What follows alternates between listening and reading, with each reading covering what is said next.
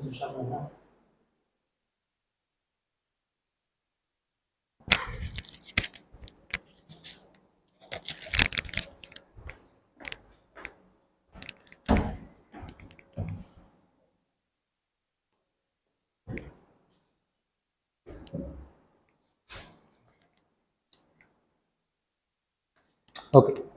good afternoon to all. We are gathered here to discuss about international relation for prelims 2023. So UPSC generally ask. Okay, wait a minute.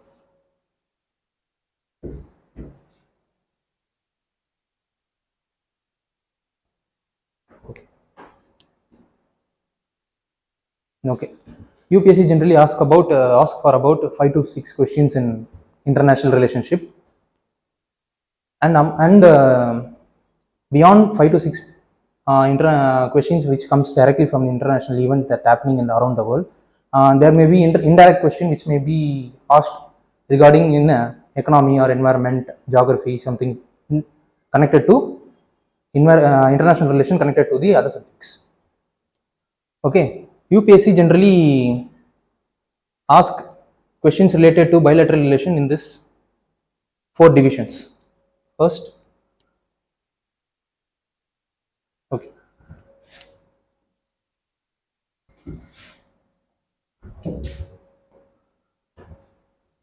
First division is first part of the question from which the UPSC can ask is that any international agreements or multilateral agreements which India has interest or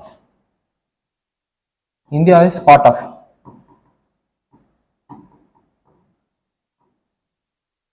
Okay. Second part of the question from where UPSC can ask is from major international happenings. That is any war, any kind of war, or natural disaster, or pioneering effects. That is, for example, in 2018, there was a question related to GDPR. It is the GDPR is related to the law which protects the privacy of a people. It is the first ever initiative related to privacy taken by European Union. It was asked in 2018 prelims question. So something which is pioneering in effort will be asked in bilateral relationship. Second part of the division. Third is major international organization. If there is any reforms or any anniversary or any change in presidency or any kind of problems occurring in the multilateral or international organization, that organization should be read along with the report which it releases. So first, second, and third. Final one is about bilateral relationship. It is about India and other countries. India and Sri Lanka, India or Pakistan, India or Bhutan, India or Myanmar, something like that. UPSC generally focus on these 4 divisions in international relationships. The questions will be centered around these 4 part of the divisions only.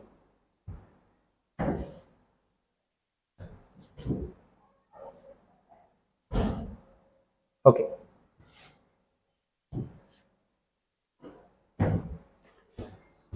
First, we will look about first subdivision of the bilateral relation, that is international or multilateral agreements which India has interest or India is part of that agreement or multilateral event.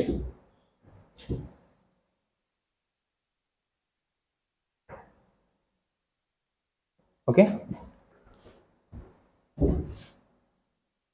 Okay. This is a favorite topic which happened this year. United Nations Framework for Convention on Climate Change. COP, Conference of Party, 27th meeting held this year.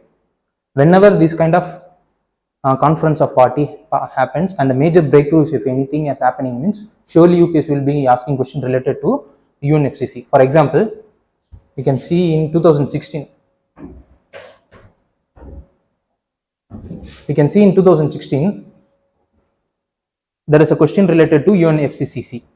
With reference to the agreement of UNFCCC meeting in Paris in 2015, which one of the following statement is correct? Okay, there was 3 set of statements and the options related to the statements.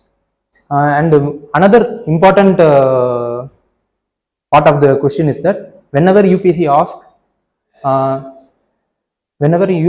question related to bilateral relation or any other subject, there will be some kind of conceptual statement or some kind of data type of error will be done by UPSC. For example, in this type of question, we can see the first statement. The agreement was signed by all the member countries of the UN and it will go into effect in 2017. Okay.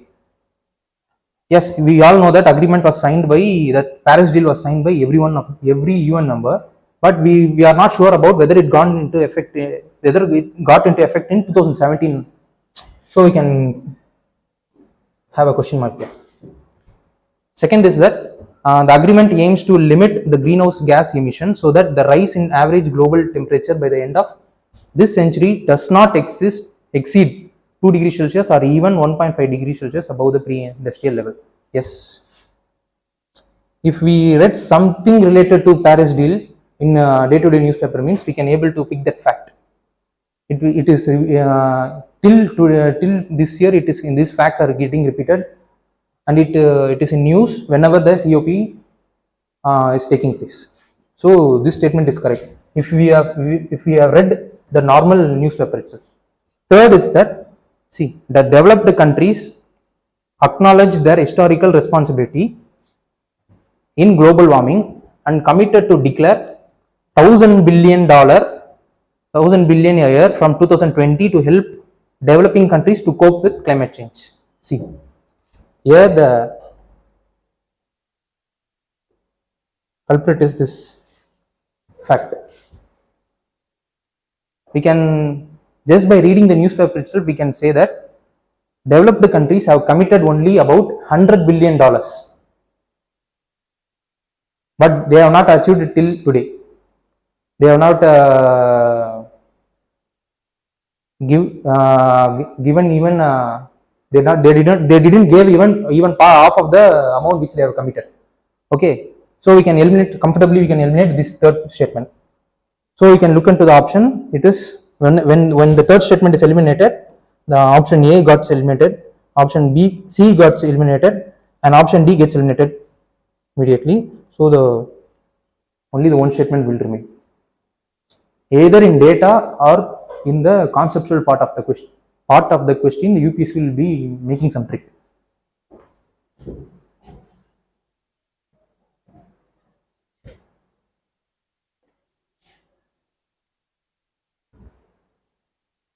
Okay, then we'll come to this year COP to 2027.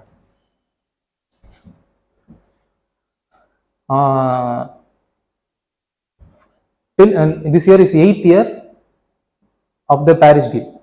So they, because of lot of voice and a lot of committees, discussions, and major international events like high heat waves in Europe and major flood in Pakistan, which occurred in earlier part of the year, made developed countries to create a fund this year. This is the fund which this loss and damage fund.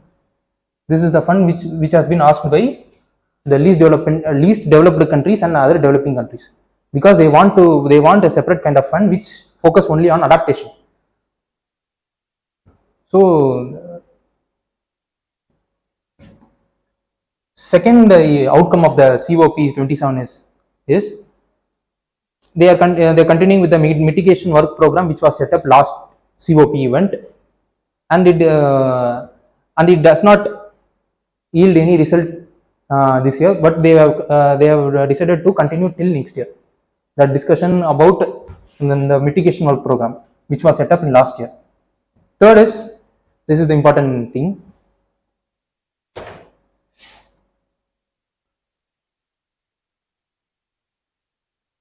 Okay. They launched a 5-year work program to promote climate change technology solution in developing countries. That is, most of the developing and underdeveloped or least developed countries does not have any kind of technology to adapt themselves for the climate change. So the UN, along with World Meteorological Organization, they launched a 5-year program to set up an early warning system to warn the least developed, to set up early warning system in each developing or least developed country to warn them if there is any kind of natural disaster going to take place. It is entirely funded by UN and WMO, that is World Meteorological Organization. Then this is the important part of the third important outcome of the event, COP event. We can see that continuation of Glaxo Sharm el-Sheikh work program that is scheduled to finish in next year. That is there is a major difference between mitigation and adaptation. Okay, the Paris Deal of 2015 talks only about mitigation. That is how we are going to reduce the severity of the climate change. So we have to limit the temperature below 2 degrees Celsius and or 1.5 degrees Celsius of pre-industrial levels. But they didn't talk about anything about adaptation. There is no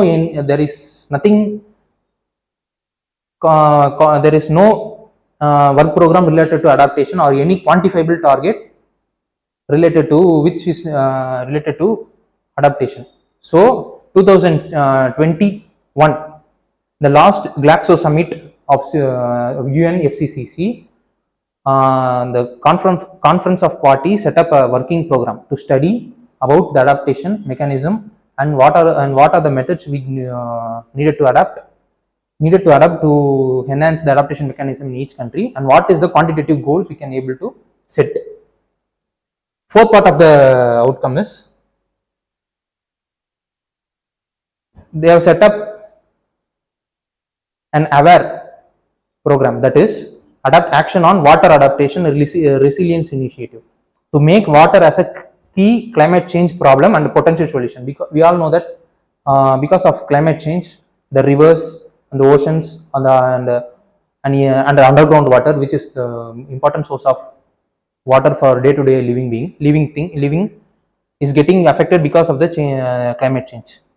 So the COP has recognized that event, and also they are using through this AWARE program water as an important and potential solution to mitigate the climate change. Third is the Global Offshore Wind Alliance, that is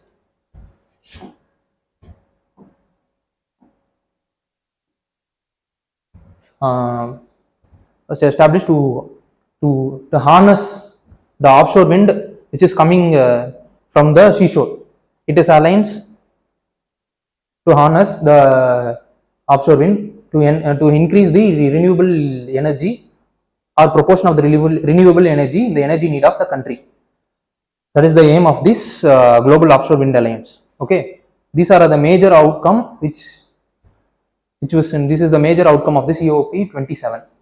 So okay, then UPSC doesn't stop in asking only about the outcome of the COP 27. Then what UPSC can ask? UPSC can ask beyond this. They can take this news as a base, and they can ask things related to this news. What are all the things related to this COP 27? First of all, we have to learn about what is UNFCCC and what is Kyoto Protocol and what is Paris Deal, because these things led to COP 27 and the culmination, and this an outcome of this COP 27 is the creation of loss and damage funds. Second thing, these loss and damage funds has been created based on the effort of least developing countries and underdeveloped countries and developing countries. They can't able to raise the voice to single-handedly, no, because they have been in silos. So they have been they gathered into a group, different kinds of groups. So these groups are called G77 basic groups, that is Basel Brazil, South Africa, India, and China. That and then the like-minded developing country coalition. These three are the groupings of least developed countries or developing countries, in which in all the three India is also part of. So we have to look these three region groupings which raised the voice against the developed or Western countries, so that they can able to create what the less raised voiced countries like LDC, that is least developing country, and underdeveloped country needed. Third is, this is not the first fund which is created for climate change. Before that, there is another kinds of funds like Green Climate Fund, Adaptation Fund, and Warsaw International Mechanism for loss and damage. This is not fund. This is a mechanism to study about loss and damage, creation of loss and damage fund, and where the source can be gathered, and which are all the countries could be benefited. These kind of things should be studied. For that reason, they have appointed a mechanism called Warsaw International Mechanism for Loss and Damage. But these two, Green Climate Fund and Adaptation Funds, are funds which is created especially for climate change. But these two didn't pick up. So finally, they have created Loss and Damage Fund for vulnerable countries. And there is they didn't create. They have said that they will be creating by the next year. Until that, they will be studying about where are the sources, what are the different kinds of countries that only could be benefited. There are what Western countries are saying is that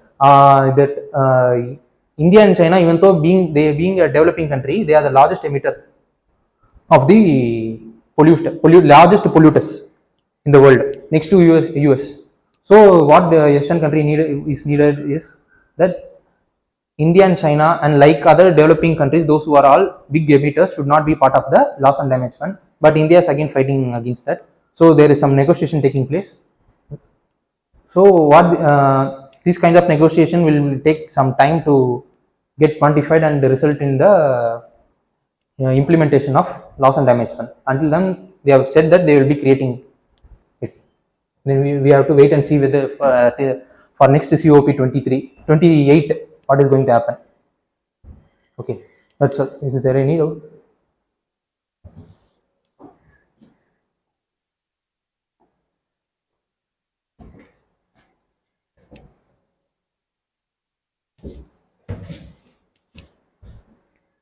Okay. Second is similar to UNFCCC. There is another agreement which is created, which was created during 1992 conference. It was a convention on biological diversity. We can see there was a quantitative goal for climate change which is created during 2015 Paris deal, but there is no kind of quantitative goal created for biodiversity. But this year they created. It is similar to the 2015 Paris deal of climate change. So we can able to expect the question from biodiversity part of the UN convention. Okay, whenever there is a question related to United Nations Convention on Biological Diversity, UPSC have asked the question related to them. See, in 2016 there was a question related to Convention on Biological Diversity, because 2015 there was an amendment in convention. They created a protocol called Nagoya Protocol in 2015. So UPSC 2016 prelims, they asked a question related to CBT, that is Convention on Biological Diversity. So whenever there is a question for those who read newspaper during that time, it will be easily they can eliminate the statement. Because see, annexed one country doesn't deal with Cartagena protocol; it deals only with CBT. Similarly, certified emission reduction, we can see that emissions. These kind of words are related to climate change. Climate change means United Nations Framework on Convention on Climate Change. It doesn't anywhere related to CBT. If you are aware of the difference between UN FCC C and CBT means from this word we can able to, even if we don't know about anything about Nagoya protocol, we can eliminate to second statement. See, so when the second statement is eliminated, we can eliminate the option of A, B and D. So the statement is 3, even if we don't know about anything about Kyoto protocol. Okay. So again they are conceptually UPSC is checking us whether we are aware of the concept or the data. They can twist in data in two kinds of whatever may be the question. இந்த ரெண்டுத்துலயும் மட்டும் அவங்க twist பண்றதுக்கு வாய்ப்பு நிறைய இருக்கு இந்த ரெண்டு விஷயத்துலயும்.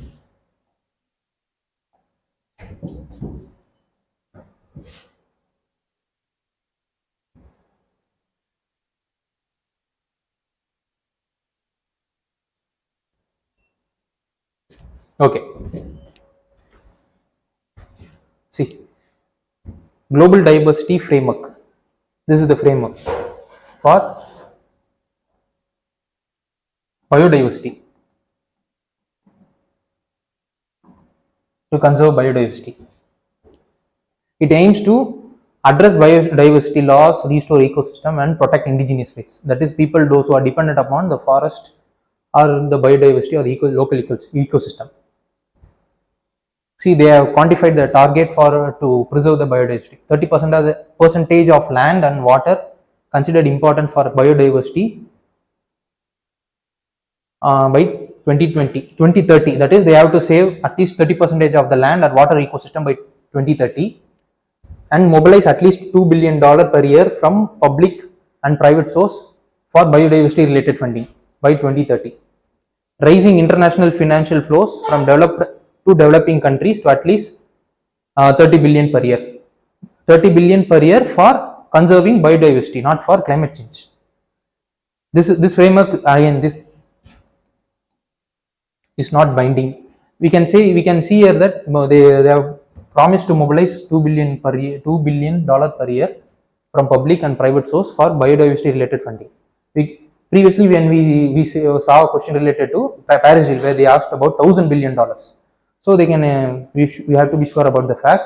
If UPSC asked about, if UPSC twist பண்ணா அப்படின்னா அதில் கொஞ்சம் நம்ம பார்த்துருந்துக்கணும். இந்த ஃபேக்ட்ஸ் மட்டும் தெரிஞ்சு வச்சுக்கணும். இது பைண்டிங் கிடையாது. This framework is not binding. So these are the outcome of the framework.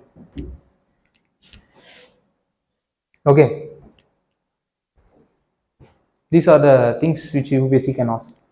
So suppose UPSC doesn't want to ask any question from this, but they want to ask related to biodiversity or anything related to CBT means, again, they will go beyond the outcome of the framework and they will ask what is, again, what Cartagena protocol and what is Nagoya protocol.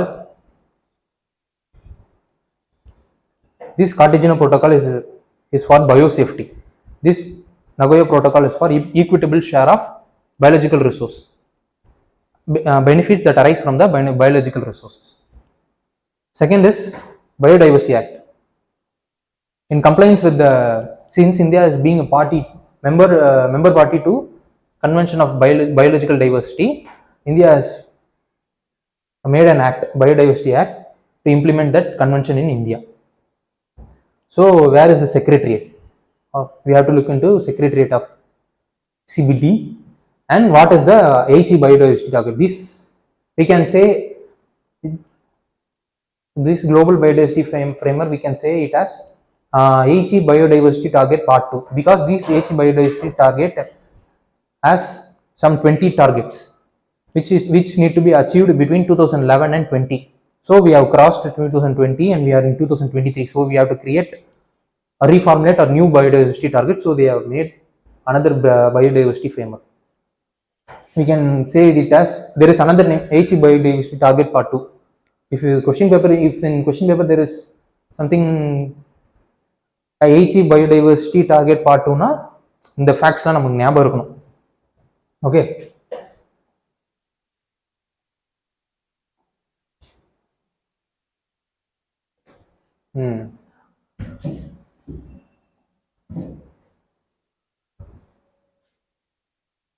See, third, ministerial conference for WTO. There was an important conference of WTO which are held before 3 to 4 months, and there was some important outcomes which will be seen later. So whenever there is a question related to WTO, we can see in 2016 again there was a question related to WTO. In the context of which of the following do you sometimes find the term amber box, blue box, green box in the news? So we all knew that if anyone would have studied the newspaper or those who have read basics about WTO in that year, they could easily find that these boxes, that is amber box, blue box and green box, deals with subsidy part of the agreement. That is subsidy which range of subsidy given by the country to their agriculture production, agriculture farmers in their own country. So it deals with WTO affairs. Again,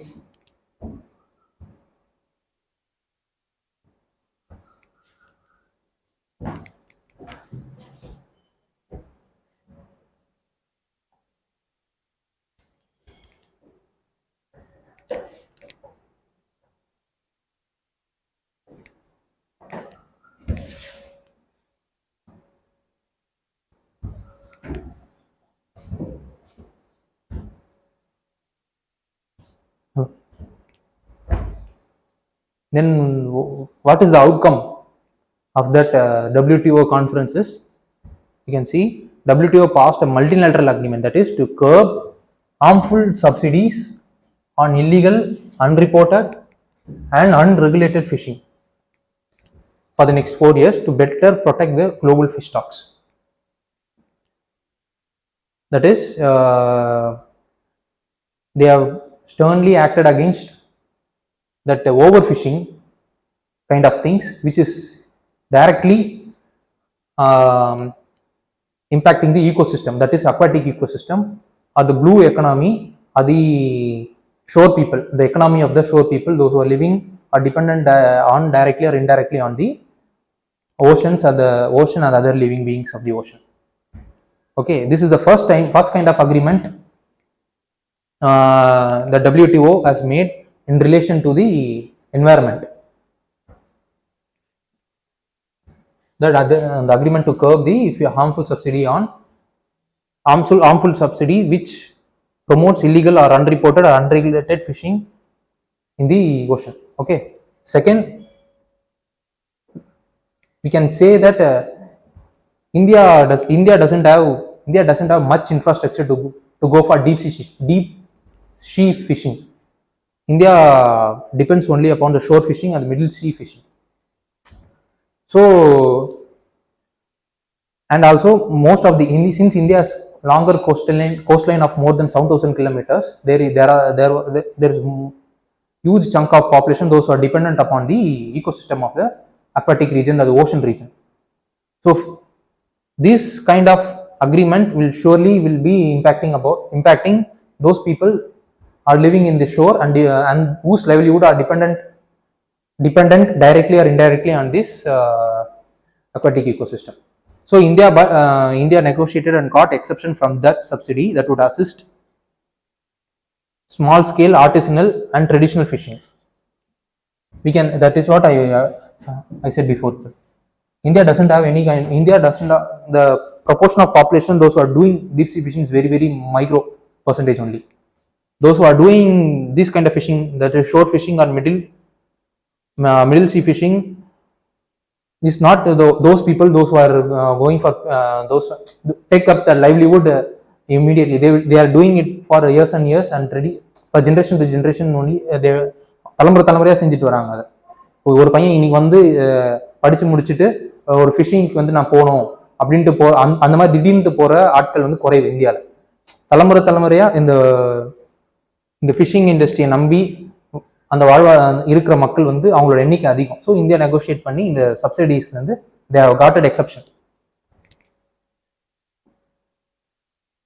members agreed to binding decision to this is the first part of the outcome. Second is that member agreed to binding decision, that is to exempt food purchased by WFP, that is World Food Program, for humanitarian purpose from any export restriction. We all know we all know the international turbulence that is taking place around because of the Russian-Ukraine war and the COVID restrictions in China, which has directly impacted the supply chain of the food which is exported from these countries. So because of these kind of restrictions and disruption that took place in supply chain, there was a hunger problem or food security problem, and there is also a rise of inflation in things related to food, in the two particularly in less developed or developing countries. So what WTO made is they made a decision, that is a binding decision, that they should not restrict any kind of food purchased by United Nations World Food Program for humanitarian purposes, that is to deliver food for the least developed countries or developing countries, those who are suffering the brunt of the Russian-Ukraine war or the COVID crisis. Third is WTO members agreed to temporarily waive intellectual property patents, that is IPR, on COVID vaccine without the consent of the patent holder. That is, they have waived the patent for the vaccine which is produced by the companies, so that it can be easily again available to the developing or other underdeveloped, least developed countries. Again, there is this is apart from prelims question. இது வந்து prelims தாண்டின ஒரு விஷயம். It can be useful for mains also. They have given only temporary waiver for intellectual property patents on COVID vaccine only, but they have not waived any kind of IPR for the technology which is used to produce the COVID vaccine, or the devices which is on the device, in the COVID vaccine use பண்ற டிவைஸ்க்கும் patent இருக்கு. அந்த patent அவங்க இன்னும் வந்து பண்ணல.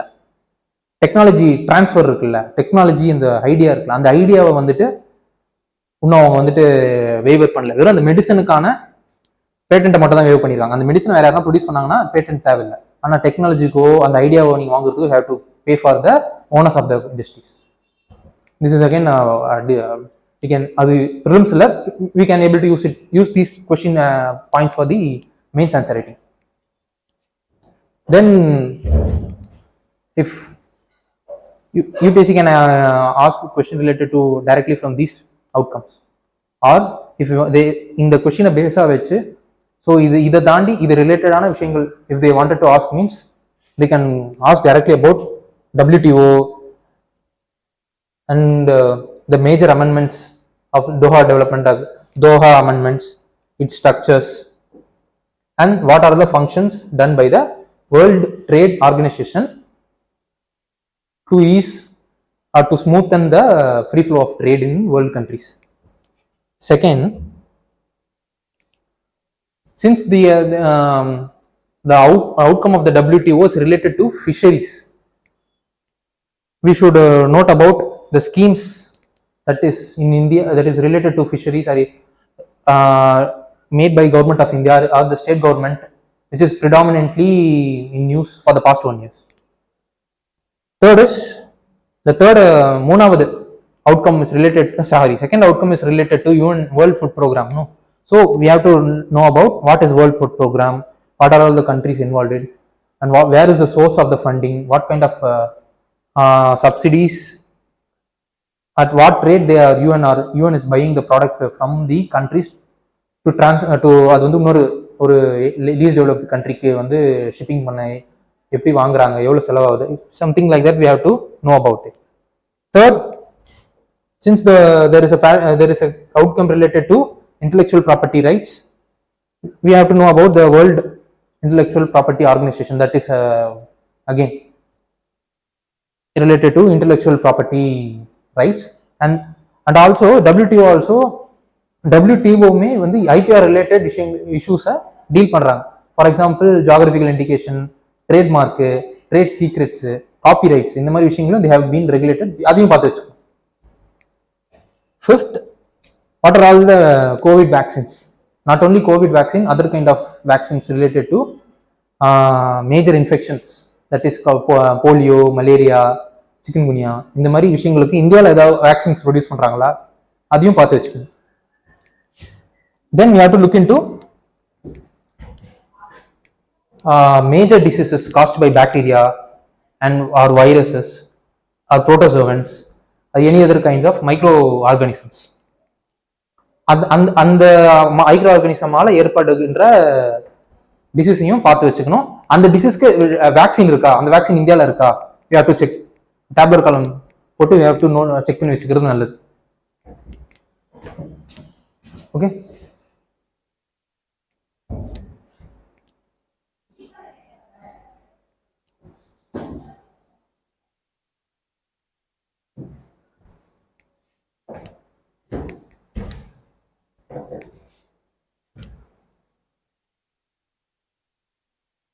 okay.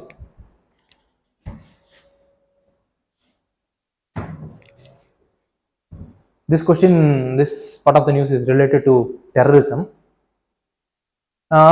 UPSC generally asks question related to terrorism in mains only, that is in GS3. But since the declaration is based on India and the conference or meeting which took place in India, and India is related to the cause of the declaration, we have to study what is Delhi Declaration, what is the news about. Before that, whenever there is a question related to terrorism, UPSC might ask or might not ask. If they are not asking in prelims, surely they will be asking in mains GS3. There will be question related to terrorism itself directly. So in 2008 prelims question C, we can see there is a question related to anti-terrorism military training that is done by a joint military anti-terrorism military training was held by officers of Indian Army and our officers of Army. Which one of the following countries? It is China. So it is this question is long back. After that, UPSC didn't ask any kind of question related to terrorism in prelims. But see, in 2017, there was a question related to terrorism. The scourge of terrorism is a grave challenge to national security. What solution do you suggest to curb this growing menace? See, for this solution, we can use this Delhi Declaration as one of the point in the answer. What are the major sources of terrorist funding? This main question. இந்த பாட்டு இருக்கு இல்லையா, இந்த பாட்டுக்கு இந்த point வந்து பாயிண்டா use பண்ணலாம்.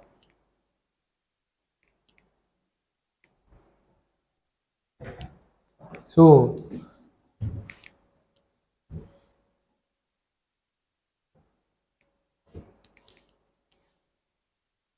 what is the declaration is based about is countering the use of new and emerging technologies of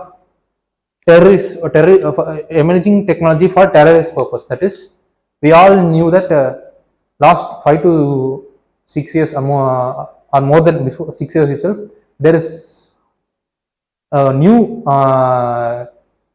development in technology is taking place. Artificial intelligence, machine learning, blockchain technology, cloud computing, quantum computing, something like that. These are all helpful. These things are helpful for human progresses.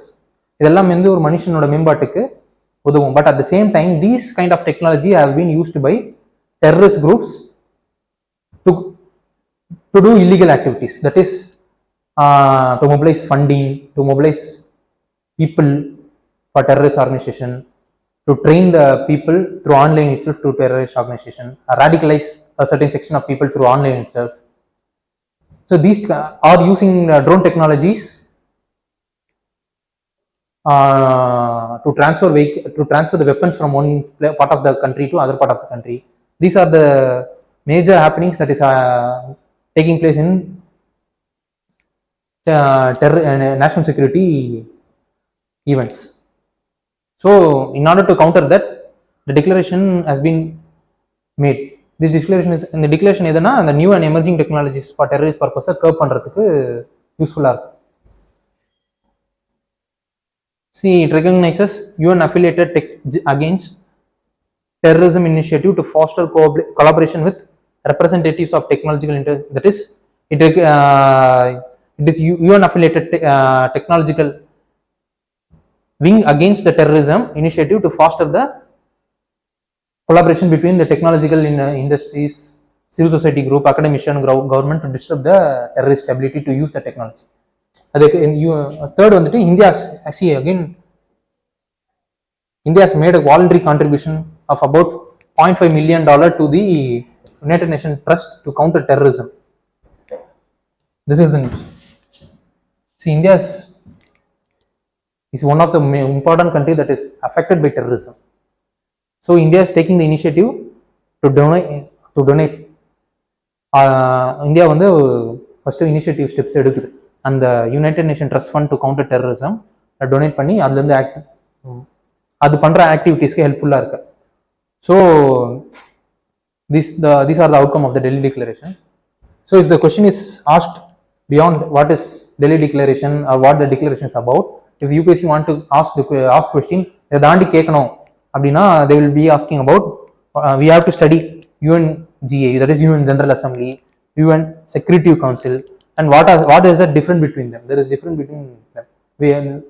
People representation, way of election, and the decision made in them. இது எல்லாத்தையுமே இதோட difference first இதுனா என்ன, இது ரெண்டுமே என்ன, இது ரெண்டுத்தோட டிஃபரன்ஸ்ன்றதை தெரிஞ்சிச்சு. Second, other UN related bodies.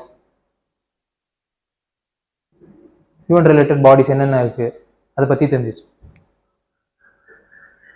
Third வந்துட்டு comprehensive nuclear test ban treaty அப்படின்னா என்ன, non proliferation treaty. This non proliferation treaty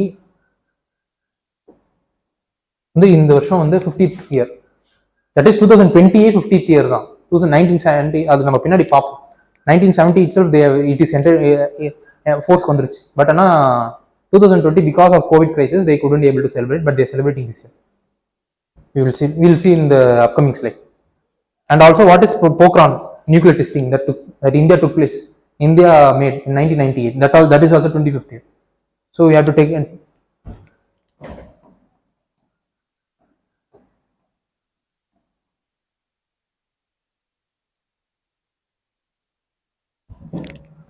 have to take a look at this Pokhran nuclear testing. And other organization, that is other task force related to counter terrorism is Financial Action Task Force. This task force is to curb the illegal funding that is going to terrorist organization, and they have different kinds of sanctions. You have to take a look at these sanctions. Fifth is the International Atomic Energy Agency. Whenever there is any kind of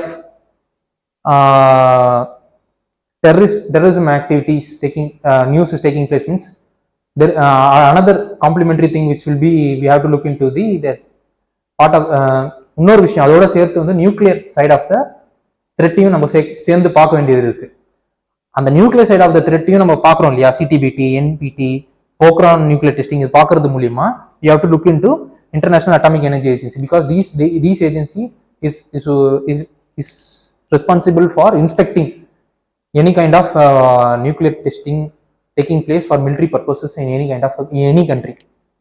Those who are any country means those who are member to UN. Okay.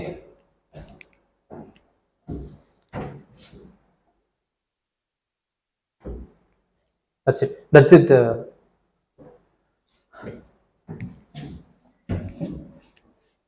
See again, India is taking the presidency of Shanghai Cooperation Organization this year.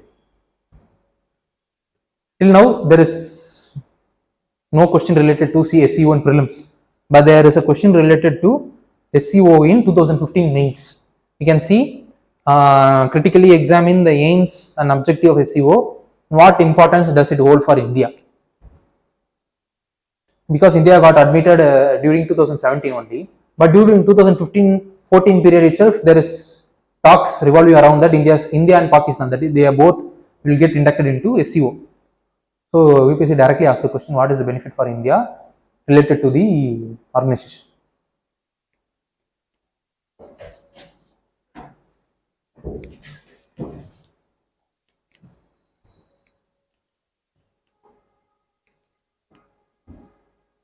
See, what is this organization is about is, it is a permanent intergovernmental organization formed in 2001, but the founding members were Kazakhstan, China, Kyrgyzstan, Uzbekistan, Russia and Tajikistan. So India is not a founding member. India was inducted as observer later 2004-5 period only, and they get full-time membership during 2017. Both India and Pakistan were inducted into 2017 period, 2017, and this year Iran got inducted into SCO 2022. So there are 3 observer countries: Belarus, Afghan and Mongolia. The supreme decision making body of SCO is head of states only. Those presidents or prime minister of each countries. They meet at least once in a year. Two permanent bodies of organization. Two permanent body of this SCO organization is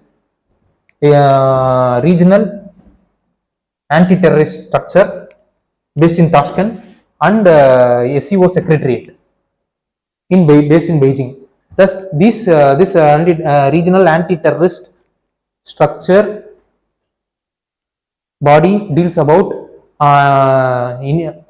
with அது எதுக்குன்னா anti terrorist initiative கோசம் இருக்கிற ஒரு structure within SCO.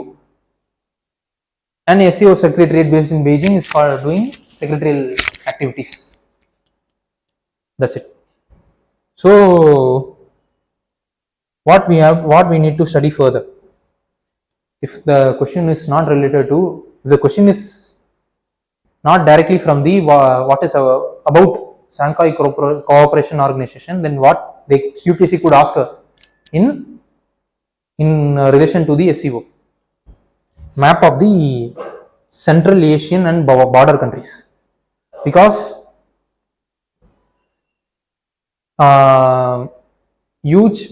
most of the members of this organization belong to Central Asian countries. We can see here Kazakhstan, Kyrgyzstan, Uzbekistan, Tajikistan. These are the countries belong to Central Asian. Then natural resources of Central Asian countries, and what is Ashgabat Agreement.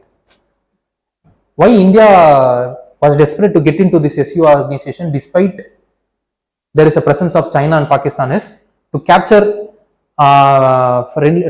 the market of the Central Asian country, because these people are also member of that country. So India can able to capture those member by using SCO as a route.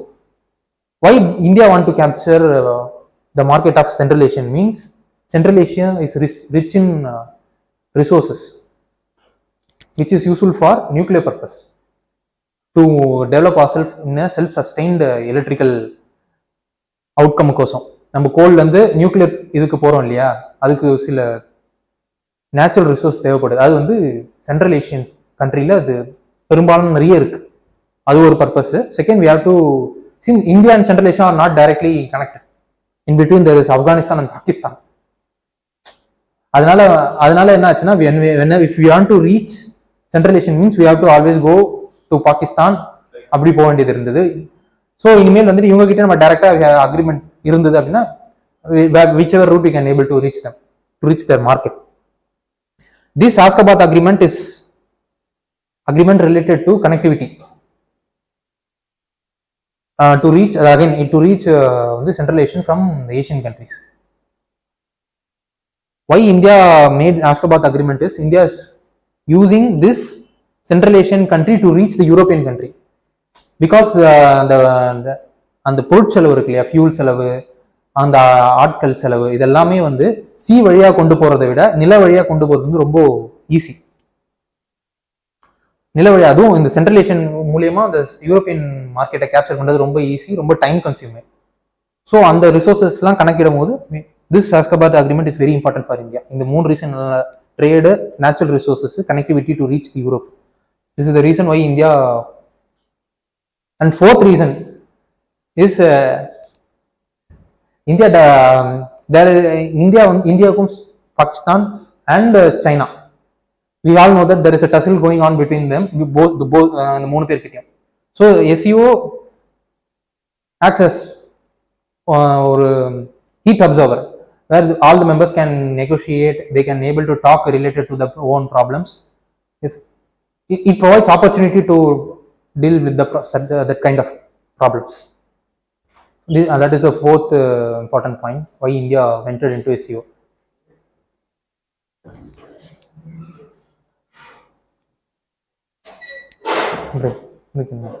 No.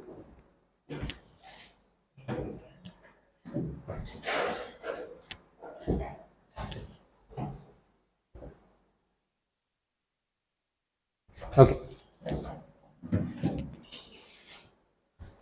We all know that India is holding the chair of G20 this year and is going to have a summit in September period. So see, 2000 question prelims, there was a question related to G20. They asked about which are all the countries, which are the following group of the country were member of G20.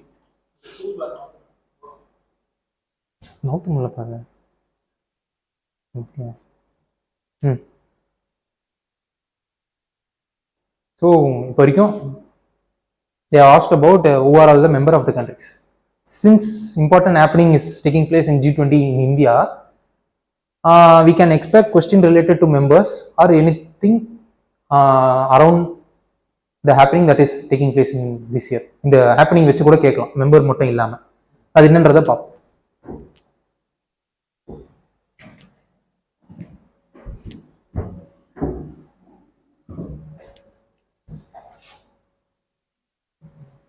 See, the theme of first G20 is Vasudeva Kudumam, or one earth, one family, or one future, which is closely linked with life. That this lifestyle for environment, that is sustainable living, which was proposed by Indian COP27 and also adopted in the final part of the agreement. So in the lifestyle change பண்ணனும், climate change பண்ணனும்னு சொன்னது வந்துட்டு closely இந்த theme ஓட link ஆயிருக்கு. One earth, one family and one future. G20 is again it is an intergovernmental forum with members 19 countries and one European Union. The reason why this organization was formed is because of the Asian financial crisis that took place in 1999 as a forum to discuss financial related matters among the finance ministers and central bank governors. Third, it got promoted to the level of head of state. அதாவது finance ministry லெவலில் இருந்த ஒரு மீட்டிங்கை வந்துட்டு head of ஸ்டேட்டுக்கு promote ஆனது வந்து 2008 financial கிரைசிஸ்னால. This summit is held annually under the leadership of rotating presidency and G20 finance. G20க்கு வந்து ரெண்டு ட்ராக் இருக்கு. ஒன்று வந்து finance track, that is headed by finance ministers and central bank governors of the respected countries. They deal with the issues related to finance or economy part of the world or other countries. Second one is Sherpa track. Sherpa track is anything other than finance, trade, environment, something related to that. They are also headed by the other than finance ministries, mostly by the missionaries, the missions of other countries. Other country missions வராங்களா இந்தியாவுக்கு, அவங்க head பண்ணுவாங்க. But இப்போ இதுதான் G20. So anything they wanted to ask beyond who are the members, they can ask about themes and what is the purpose of G20 formation and what are the finance track and Sherpa track, how the presidency of G20 is elected, the summit வந்து எத்தனை வருஷத்துக்கு ஒரு வாட்டி நடக்கும், something like that they could ask.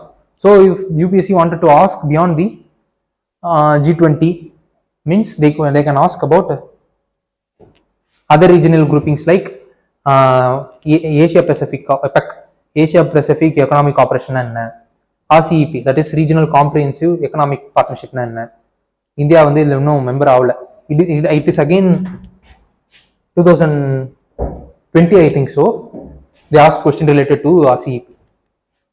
And Asian Development Bank, an Asian Infrastructure Bank. This is again question in 2020.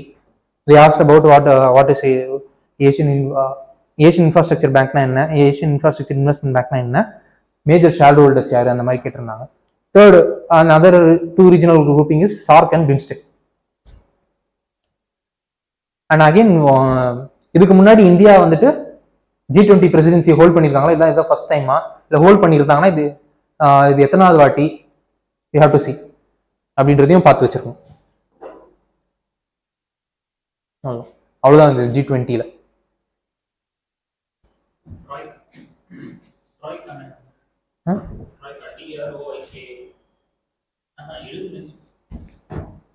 Then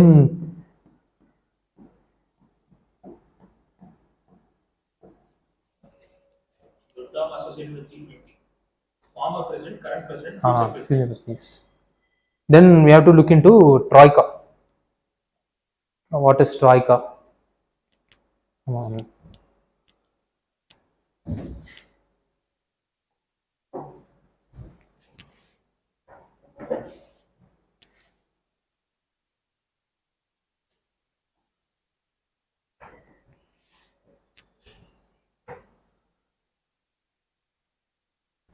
Okay, as I said previously, 2020 was 50th year officially. They have 50th year of NPT, but because of COVID crisis they are celebrating 2023 as 50th year because they couldn't able to conduct the conference of NPT during that time. Okay, 2015 there was a question related to NPT. Which among the following are nuclear weapon state are recognized by the Treaty of on non-proliferation of nuclear weapons, commonly known as NPT? So you can see France, China, 1 and 2 only, because this India, Israel, Pakistan and other North Korea and now Iran are not recognized by NPT as holding nuclear weapon, but they are holding nuclear weapon. Officially in 5 countries, that is P5 countries, permanent 5 countries na officially NPT treaty body they are holding the nuclear weapons.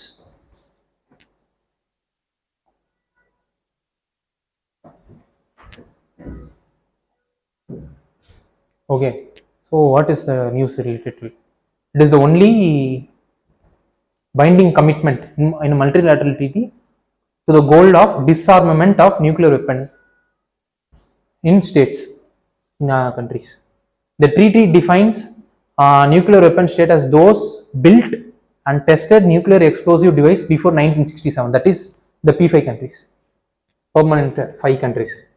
All countries except South Sudan, Pakistan, India, North Korea, Israel and are party to treaty. NPT review conference is held every 5 years to review the operation of the treaty. Over 5 வருஷத்துக்குமே. This year it is 10th conference took place. இது 10வது conference இந்த விஷயம் நடந்தது. Last point வந்துட்டு international atomic energy agency verify that as I previously said in before slides, International Atomic Energy Agency conducts the inspection in the non nuclear weapon state whether they are complying with the NPT treaty or not. There is question related to 2021 prelims in related to International Atomic Energy Agency, that is which are all the nuclear reactors comes under the inspection of IAEA. One of the answer the answer is those reactors which is எந்த ரியாக்டர்லாம் வந்துட்டு அதோட materials இருக்கு இல்லையா அது import பண்ணி civil பர்பஸ்க்கு import பண்ணி military பர்பஸ்க்கு யூஸ் பண்றாங்கன்னா அந்த மாதிரி ஏஜென்சிஸ் அந்த மாதிரி ரியாக்டர்ஸ் எல்லாமே வந்துட்டு IAEAல வரும். எல்லா ரியாக்டர்ஸும் வராது. சிவில் பர்பஸ்க்கு யூஸ் பண்ற எல்லா ரியாக்டர்ஸ்லாம் வரவே வராது. சிவில் பர்பஸ்க்குன்னு சொல்லி நம்ம இம்போர்ட் பண்ணி சப்போஸ் அது மிலிட்டரி பர்பஸ் யூஸ் பண்ணதுன்னா தெரிஞ்சிடும். So these are all the news related to NPT. Now the NPT is weakened because during 1970s la வந்துட்டு, even though there is a cold war between US and Russia, இதுல ஒத்துமையா இருந்தாங்க. They shown solidarity to reduce the nuclear arms in their own state, but also in the around the world. But now the அந்த party member பார்ட்டியா இருக்காங்க இல்லையா, Russia and US, இப்போ வந்து they are facing each other with இந்த என்பிடி வந்துட்டு பத்தி கண்டுக்காம Russia is going to சொல்றாங்களே, நான் மாதிரி யூஸ் பண்ண போறேன், நியூக்ளியர் வெப்பன் யூஸ் பண்ண போறேன்னு சொல்லிட்டு இருக்காங்க. ஸோ அதனால வந்துட்டு இந்த என்பிடி வந்து கொஞ்சம் ஒரு ஃபோர்ஸ் இல்லாமல் போயிடுச்சு இப்போ. அதனால தான் பார்த்தீங்கன்னா 1990s 80s பீரியட்ல யூஎஸ் அண்ட் ரஷ்யா வந்து ஒரு ஸ்டார்ட் ட்ரீட்டி வந்து சைன் பண்ணியிருப்பாங்க to reduce their own nuclear arms in their own country. But now the treaty is weakened because of lack of friendship between them. So what need to be studied further? Again, the role of IAEA. Why IAEA is formed? What are the function and whether it is UN body or not. Second, this comprehensive nuclear test ban treaty, which was proposed during 1990s, and India vehemently opposed. What is the reason? What is the treaty is about? We have to look into it. What are the country which India signed civil nuclear cooperation? Not only with US, India signed civil nuclear cooperation with many other countries like France, Russia. அது கூட நம்ம பார்த்து வச்சுக்கணும். Conference of டிஸ்ஆர்மமெண்ட்னா என்ன, it is again taking place. And then these three MTCR, that is missile technology control regime, Australian group, nuclear supplier group and Wassenaar group.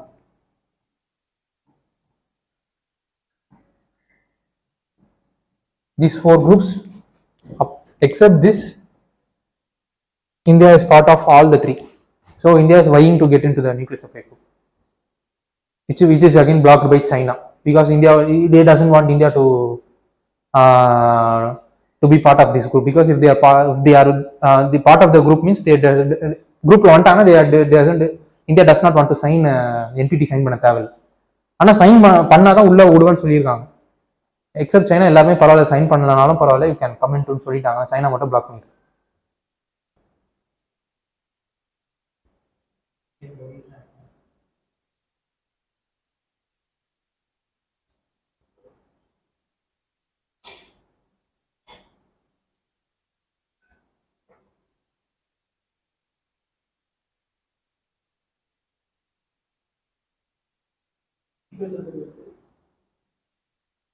யாருதான்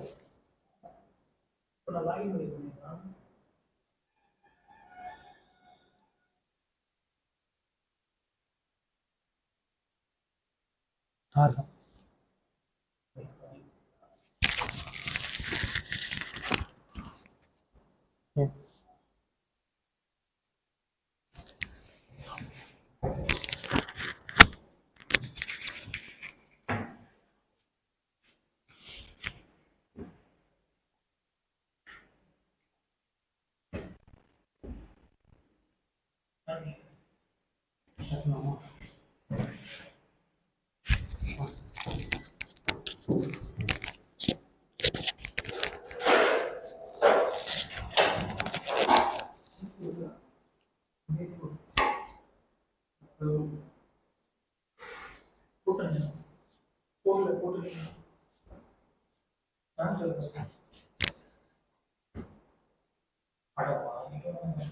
sir room இருக்கு. Okay, நம்ம start பண்ணலாமா? நம்ம பண்ணலாம். இது ஒரு point I forgot to mention. Why India is opposing to sign NPT அப்படின்னா, the NPT by nature itself discriminatory, because it allows only the permanent 5 countries to hold the nuclear arsenals rather than the other non-permanent members. So the discriminatory nature of the treaty makes India to get away from the NPT. That is one point I forgot to mention.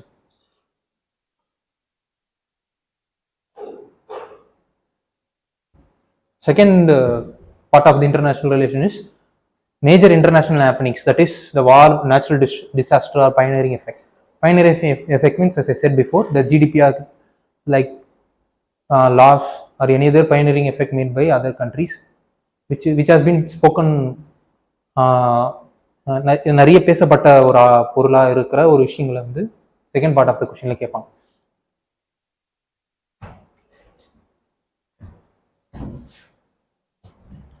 Okay.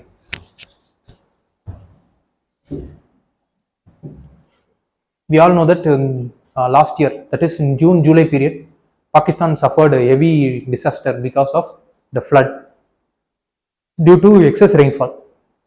Not only, we will see what is the reason, what is the cause of the flood in next upcoming slides.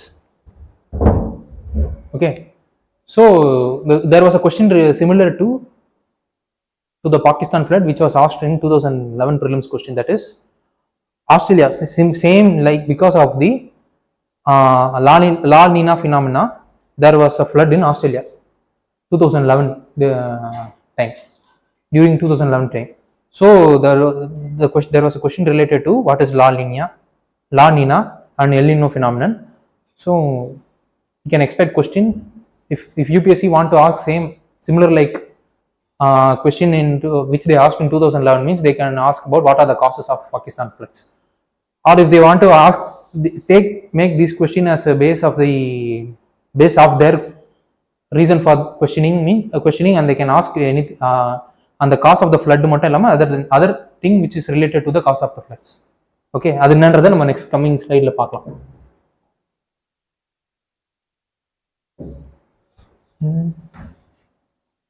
So okay, about the news. See, the Pakistan also receives rainfall due to monsoon phenomenon. They also receive the same rainfall during the southwest monsoon season, same as India gets during the southwest monsoon season only. இந்தியாவுக்கும் பாகிஸ்தானுக்குமே ஒரே சீசன்ல தான் மழை வரும், காசும் ஒரே காசு தான். பட் மான்சூன் சீசன்ல வந்துட்டு shorter in Pakistan compared to India. Why? Because that the southwest monsoon wind have to travel longer distance to reach the Pakistan when compared to India. So the monsoon வந்துட்டு they will set only after when the monsoon set in India. இந்தியால set ஆயிட்ட அப்புறம் தான் monsoon அங்க பாகிஸ்தான் வந்து set ஆகும். So this is the difference between the monsoon rainfall of Pakistan and India. But this year there is monsoon rainfall வந்துட்டு heaviயா இருந்தது. Because of that heaviness and see, the amount of rainfall is more than double compared to the previous years. And the monsoon வந்து usually it will begin July period, but it began during the later half of the June period itself. But the heaviness is very huge when compared to the previous year. So these are the reasons which led to huge flooding in Pakistan. இந்த மாதிரி ரீசன்னால suppose if UPSC wanted to ask similar questions which they asked in 2011, means they could ask about same, what is La Nina, El Nina, and what are the reason why monsoon occurs in South Asian region. This kind of the question you can expect if UPSC want to இந்த மாதிரி கொஸ்டினே பேஸா வச்சுட்டு எடுக்கணும் அப்படின்னா. இல்லை அப்படின்னா அதை தாண்டி அவங்க போனோம் அப்படின்னா they could ask about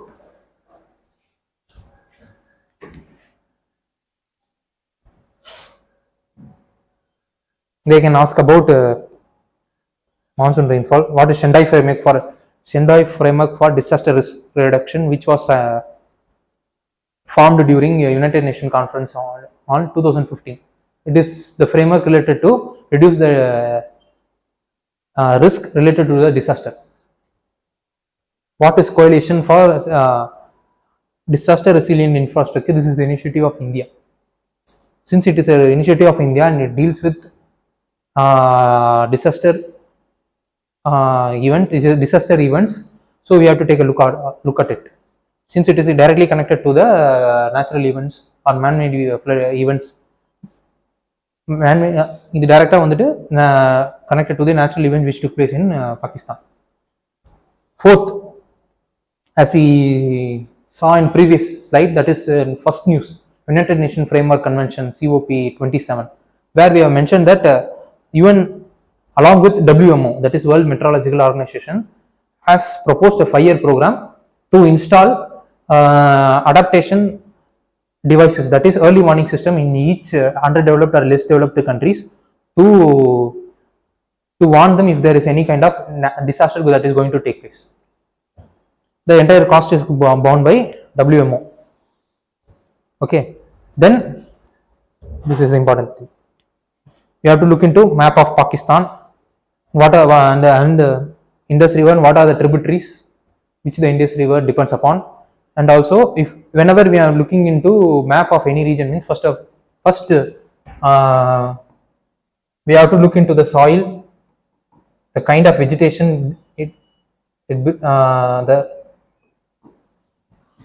that grows on the soil, and the kind of wildlife and plants that grows in the soil. Fourth, if there is any kind of communities, the tribal communities, that they are dependent directly upon the soil or the vegetation or the wildlife that is in the region, tribal communities. And what are the trade related activities undertook by these tribal communities, those who are dependent upon the vegetation or wildlife. These are all the things we have to look into when we these are the things. இந்த மாதிரி விஷயங்கள் தான் நம்ம ஜியோகிராஃபியை பார்க்கும்போது பார்க்கணும். பாகிஸ்தானை பார்க்குறோம்னா பாகிஸ்தானில் என்ன சாயில் இருக்கு, அந்த சாயில் பேஸ் பண்ணி வர்றது வெஜிடேஷன், அந்த வெஜிடேஷன் பேஸ் பண்ணி வர்றது தான் வைல்ட் லைஃப் அது அதர் பிளானட்ஸாக இருக்கும். அந்த இந்த soil, vegetation and wild life and பிளான்ட்ஸை வந்து டிபெண்ட் பண்ணி ட்ரைபிள்ஸ் இருப்பாங்க. Tribals or other indigenous community. Then these tribal indigenous community will அதுலேருந்து மேக் பண்ணுற ப்ராடக்ட்ஸாக இருக்கட்டும், அது வந்து தே வில் மார்க்கெட் பண்ணி trade or something, they will on the to make money they will do some kind of trades. What kind of trade, what are all the activities they are, அவங்க என்ன பண்ணுறாங்க. If there is any tribes, there are many tribes who doesn't stay in same place. There are tribes who are nomads, seasonal nomads, and who wanders from one, they don't have any kind of boundaries. They wanders from one country to another country across the region. If there is any kind of tribes also, we have to look into that nomadic tribe, their name and the route through which they pass for their livelihood purpose. Okay, so it is the thing which we have to look into the news related to the Pakistan flood.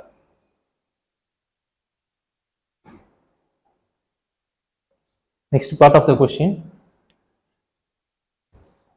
this is another major earth disaster that took place in recent times, that is Turkey earthquake. It took place not only in Turkey but also in border part of the Syria. Nearly 35,000 people died because of the earthquake, and also more than millions of people got affected because of the earthquake. They affected means in terms of livelihood, in terms of body parts, something like that. Okay, whenever there is a UPSC didn't ask, even before itself there was earthquakes that was taking place then and there. இப்போ பீரியாடிக்கலாக இது மாதிரி பெரிய பெரிய earthquake related disasters நடந்துட்டு இருக்கு. But ஆனால் UPSC அந்த disasters சம்மந்தமாக எதுவும் அந்த வருஷத்துக்கான கேள்வி கேட்டது கிடையாது. So but they have asked only one time about what is P waves or S waves, where are P waves similar to sound waves or S waves travel through solid material only. These are the things which is available in HRT. It is asked during early 2000 period. That's it. After that there was no question related to earthquake. Since it is a major disaster that also took, and it took place during the year of COP27. It is also Pakistan flood and Turkey earthquake is also one of the reason why COP came with a separate fund called loss and damage fund, because the Syria got severely affected. Syria is one of the least developed countries which desperately need fund to get adapted from climate change. So what is the news? The region where the earthquake has struck lies all along a well-known seismic fault line like Anatolia tectonic block that runs through northern, central and eastern Turkey. It is a seismically active zone. The seismicity in this region is a result of interaction between three plates, that is African, Eurasian and Arabian plates. See, there is a plate called African plate and there is a plate called Arabian plate. It will go like here. And there is a Eurasian plate which covers entire Russia. And here the Anatolia plate. That is where Turkey and Syria lies. Because of constant friction rupture that is taking place in this region, Anatolia plate was made to bend backwards. That is the reason why earthquake was very huge. Not only it doesn't, அது வந்து ஒரு வாட்டி மட்டும் வரல, பீரியாடிக்கலா ரெண்டு வாட்டி வந்தது. அதுக்கப்புறம் நிறைய ட்ரெமர்ஸ் வந்தது. ரெண்டு எர்த்குவேக் வந்து அபவுட் 7.5 ரிக்டர் ஸ்கேல் வந்தது. அது ஹியூஜ். அதுக்கப்புறம் அந்த ஒரு 50 ட்ரெமர்ஸ் வந்துட்டு ஒரு 5 அந்த ரேஞ்சில் இருந்தது. Because of the 3 plates that is pushing the Anatolia plate. Okay, since it is a seismically active zone, there earthquake occurs frequently.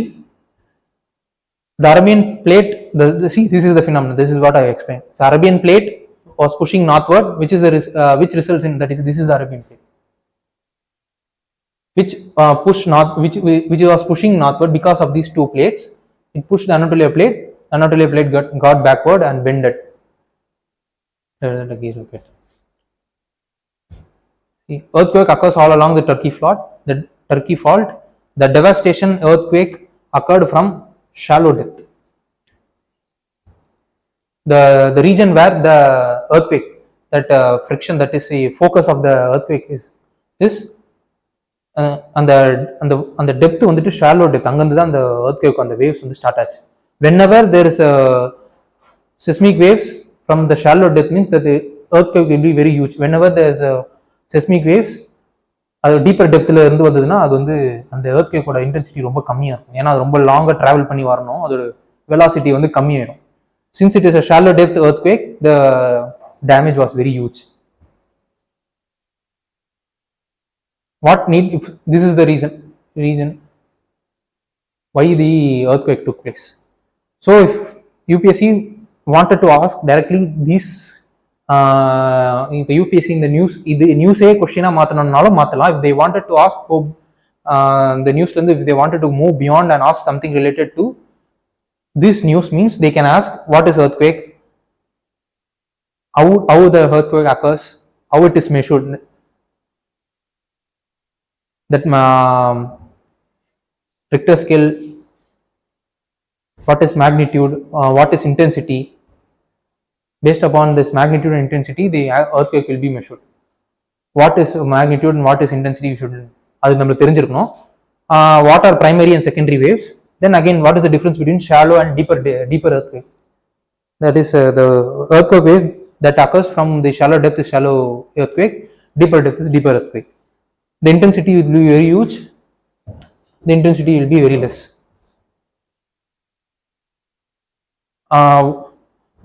What is Red Sea drift, Dead Sea transform, North Anatolia fault and Cyprian arc? See, this is Africa, this is Arabian plate. There is these two plates were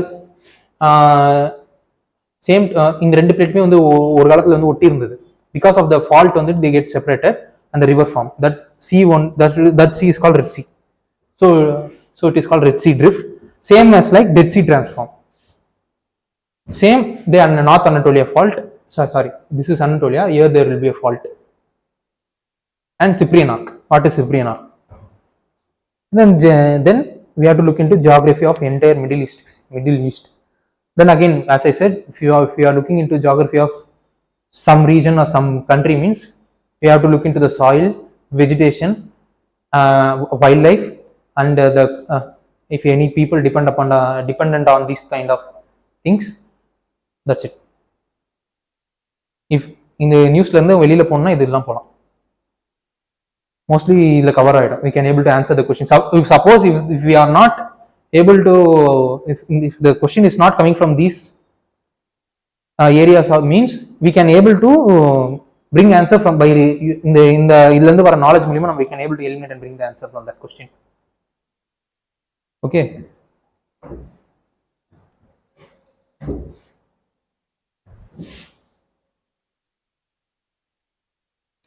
Okay.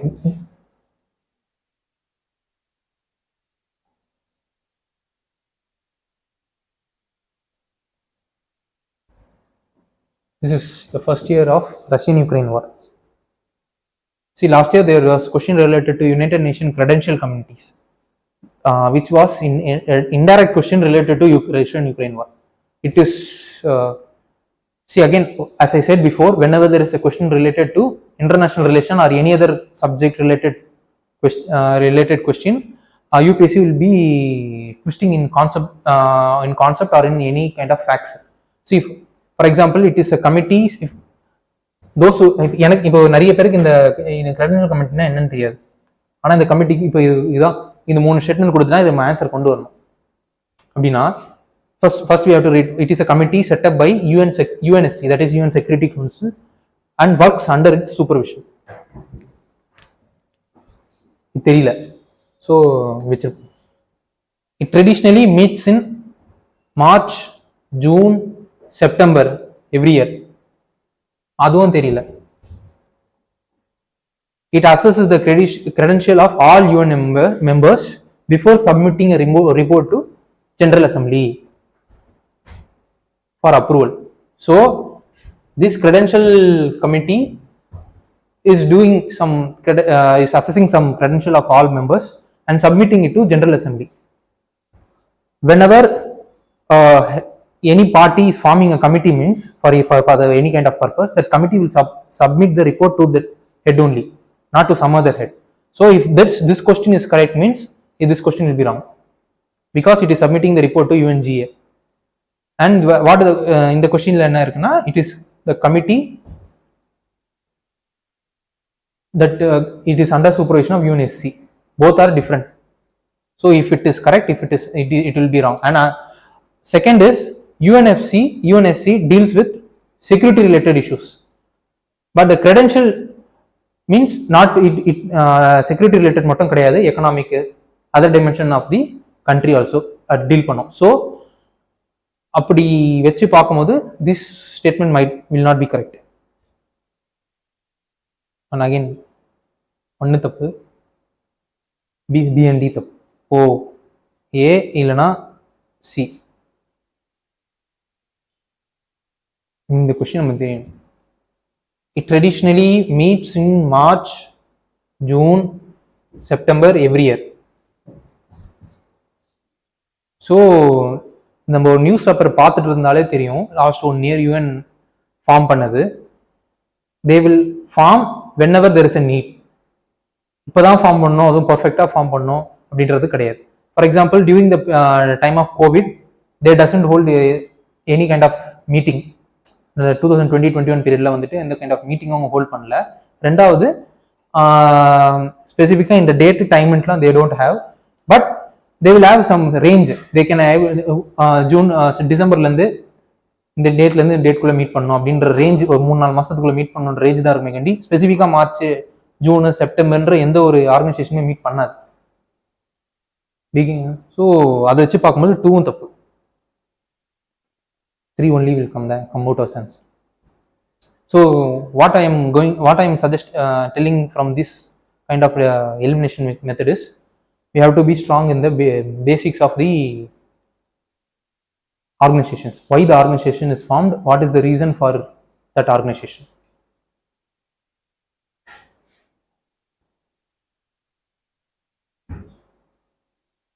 Okay, and then about the news. See, this 1 year anniversary of Russian-Ukraine war has some devastating impact on the world economy, world order, and also to the lives of people. For example, we can see that the impact of war had a huge impact on supply chain, which triggered food shortage in underdeveloped, affecting the underdeveloped country most. It is affecting everyone, but the brunt of the Russian-Ukraine war is being borne by the lesser developed countries only. And again, it lead to inflation around the world. The global inflation is rising, and because of which we are now entering into recession type of period. Third one, India got a huge deal in there because of the because of the sanction made by Western countries. India now is getting oil from Russia at a discount price. So India is benefiting. India is benefiting from the Russian-Ukraine war. Fourth, the pressure of exchange rate led to selling of forex by ID. Again, despite India being importing crude oil from Russia at discounted price, India couldn't withstand the pressure of the inflation, which in turn leads to the forex rate exchange disruption, which leads to selling of forex reserve by RBI. These are all the major events taking place in the last 1 year because of the Russian-Ukraine war. So they can straightly they could take the question because of what are the impact of the Russian-Ukraine war. Of statement A, supply chain disruption.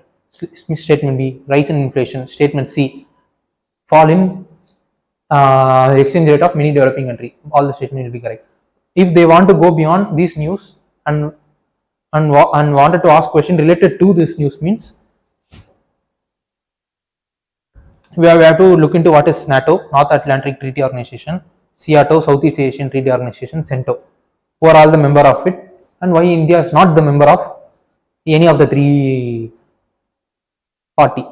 Third one, recently they formed a supply chain resilience initiative, that is to withstand or bypass the supply chain disruption that is taking place because of Russian-Ukraine war or the China's COVID lockdown, zero COVID policy approach of China. They wanted to bypass the supply disruption because of the events, because of these two events. Third one, since Ukraine is one of the largest exporter of grains, most of the grains have been exported to least developed countries like African region and other small island states. But because of the war and other war-related restrictions, they couldn't able to export the wheats or grains from the Ukraine. So what they did is, UN along with the mediation of Turkey, they mediated between Ukraine and Russia to get into a deal to get a safe passage from Ukraine to transport the grains from the Ukraine to other LDC countries, that is least developed countries. That initiative is called Black Sea Grain Initiative. We have to look into that initiative also. Fourth one, again, whenever there is question related in the international event happening, means the byproduct will be the geography of the area, geography of Russia, Ukraine, and other important cities that is in news for the past 1 year. For example, there is a killing, Bucha killing, there is a port city. We have to look into it. And again, any kind of soil, what kind of the soil, what kind of vegetation, what kind of wildlife, what kind of rivers ecosystem, who are all the peoples depend on that ecosystem. We have to look into it. Fifth one, there is a new security partnership, mineral security partnership, that is these Russia and China are one of the major player in the minor minerals, mine extraction as well as cleaning the mine ore which they are getting from they have mastered the technology. அந்த ஓரை வந்து எடுக்கிறது அது ஒரு technology, அதுக்கப்புறம் அது soft clean பண்ற technology, இது ரெண்டுத்தையுமே வந்து சைனா அண்ட் ரஷ்யா வந்து மாஸ்டர் பண்ணியிருக்காங்க. But because of the war and other COVID related restriction, these minor mineral supply chain got affected in the world. These minor minerals, as you all know, is very important for making electronic products. My electronic products. So what other countries, those who are dependent on the mineral did is they formed a partnership, mineral security partnership. India is not a member of this partnership, but India is trying to get into the partnership because India is also moving towards e-vehicle, electric vehicle, and India wanted to reduce the fossil fuel dependency. So India desperately need this access to this partnership to access the minerals and their technologies. But if you want to get into this partnership, over countryக்குமே ஒரு எல்லா countryக்குமே ஒரு பயன் இருக்கு. For example, Australia is master in the extraction of the ore, and Japan is master in cleaning of the ore. ஒவ்வொருத்தருக்கும் ஒரு technology master பண்ணிக்கிறாங்க, they are partners. But India கிட்ட அது கிடையாது.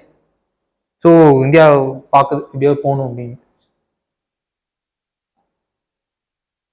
So that's it from this news.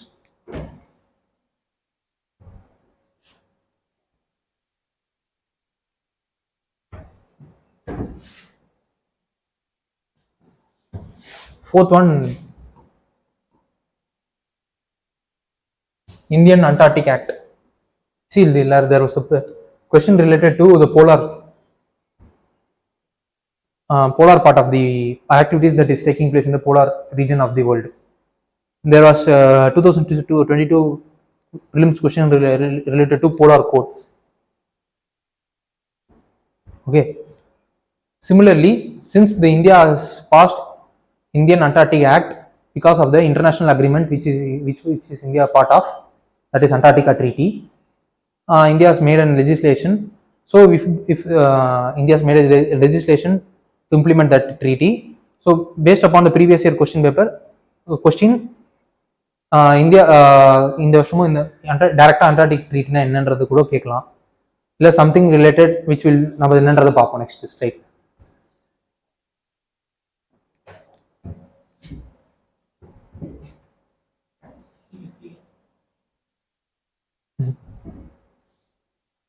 So about the news, it was passed to comply with Antarctic Treaty, as I said. The central government will establish a committee. What the legislation holds is it will establish a central committee on Antarctic governance and environmental protection. The committee will be chaired by Secretary of Ministry of Earth Science, not Secretary to Ministry of Environment. Since it is environmental protection, it is not a Ministry of Environment. It is related to Ministry of Earth Science. What is the purpose of the committee is they will grant license to the activity that is going to take place in Antarctic region by any Indian entities or in government entities. Second is implementing and ensuring the laws related to Antarctic environment. They will oversee and implement any kind of law which is being made or going to be made by in relation to the Antarctic. Third one, obtaining and reviewing the relevant information provided by the parties to the treaty, convention and protocol. That is, they will coordinate with the other countries committee to gather any kind of information if needed. அதாவது தகவல் பரிமாற்றத்துக்கோசம் இந்த committee வந்து யூஸ்ஃபுல்லாக இருக்கும். Fourth one, negotiating fees charged with other parties for activities in Anand. For example, there is any other country that wanted to enter into territory of Indian region in Antarctica and do some activity, means this committee only will decide whether they wanted to allow that kind of activity to be conducted in Indian part of the Antarctic region. If they are allowing, means the fees and charge will be decided by the committee only. Last is it provides for that is this act provides for activity, that list of activity that will be permitted in the Antarctic region and activity that are prohibited in the Antarctic region and the penalties. These are the three subsections that this legislation is giving, apart from the creation of a committee to govern the Antarctic region. So this is the legislation is about. So if UPSC wanted to ask the question from the legislation, these are the 4 areas, that is committee, activities that are permitted, activities that is prohibited, and the penalty for the any kind of offense that is taking place in the Antarctic region. So if UPSC wanted to go beyond taking this news as a base and wanted to ask question related to the news, this news means, so they can ask what needed to, they can ask about what is Antarctic Treaty, when it is formed, who are all the members involved in the Antarctic Treaty, something question related, and the question related to if Antarctic Treaty. Second is about Convention for Conservation of Antarctic Seas. There is three kinds of there is three kinds of conservation or convention that also directly deals with Antarctic region. That is Convention for Conservation of Antarctic Seals. Seals, we all know, it is an inhabitant of polar region. So this convention also is also 50th year, 1972. This convention is formed during 1972. Second one is Convention for Conservation of Antarctic Marine Living Resource, and third is Madrid Protocol. So we have to look into the three kinds of convention. One, what it deals about, we have to look into it. Third, it is one of the previous year question. What is polar code?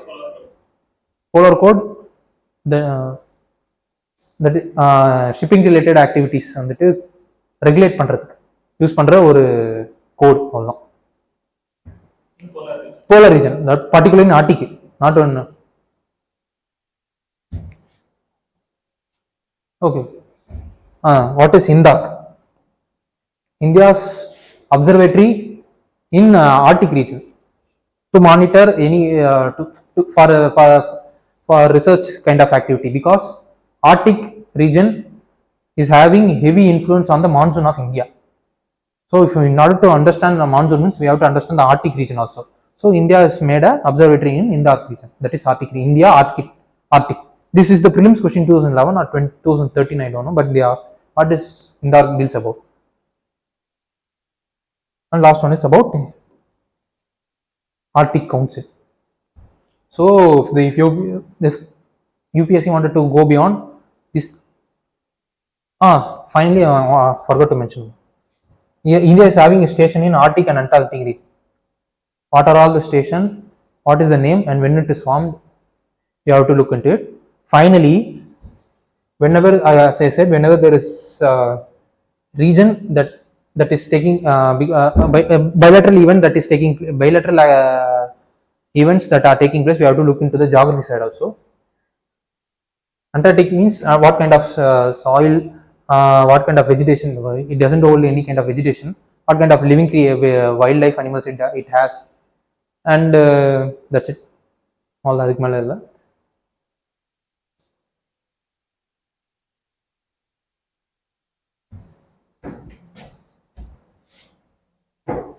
Third subdivision of the international relation is where the UPSC will focus on is international organization and their reports.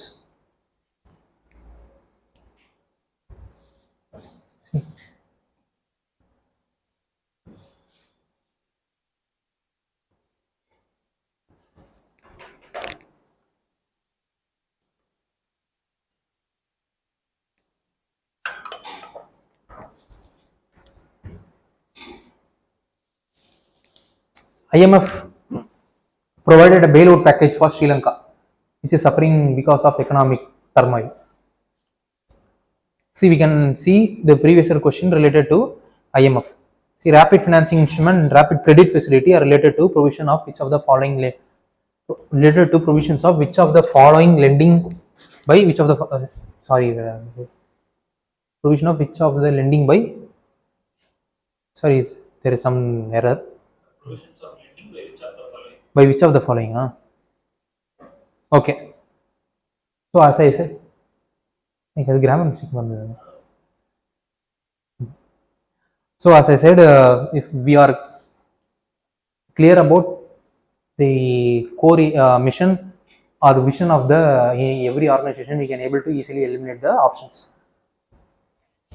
We from these options we can say that United Nations could be eliminated, because United Nations Environment Program doesn't deals with any kind of credit kind of activities. They will deal only with the conservation of ecosystem.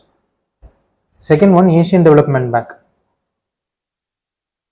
Asian Development Bank also, they will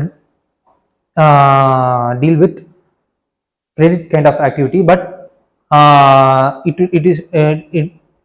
will be concentrated more on the Asian region anga mattum dhaan. But the question is related, it is general, not specific to any of the thing. See, so the question remains between B or D.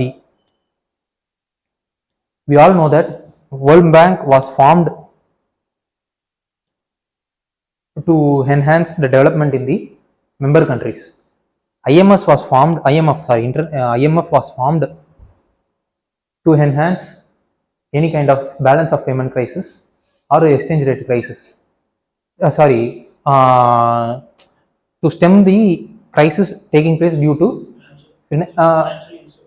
financial instability. That is ரெண்டு BOP crisis-உம் முக்கியமாக exchange rate கிரைசிஸ்னாலே நடக்கிற financial இன்ஸ்டபிலிட்டியை பாதுகாக்க தான் IMF வருது. So since இந்த கொஸ்டினில் இதுவும் கொடுக்கும், but since it is related to financing instrument and credit facility, the more likely the answer could be IMF, because World Bank will be providing credit, but there is no kind of facility, அந்த facility அந்த மாதிரிலாம் எதுவும் கிடையாது. But IMF is there to give credit only. Its primary function is to bail out a country. Bail out means they have to provide some loan. So the primary function is itself credit only. Credit means, so more likely the answer could be IMF.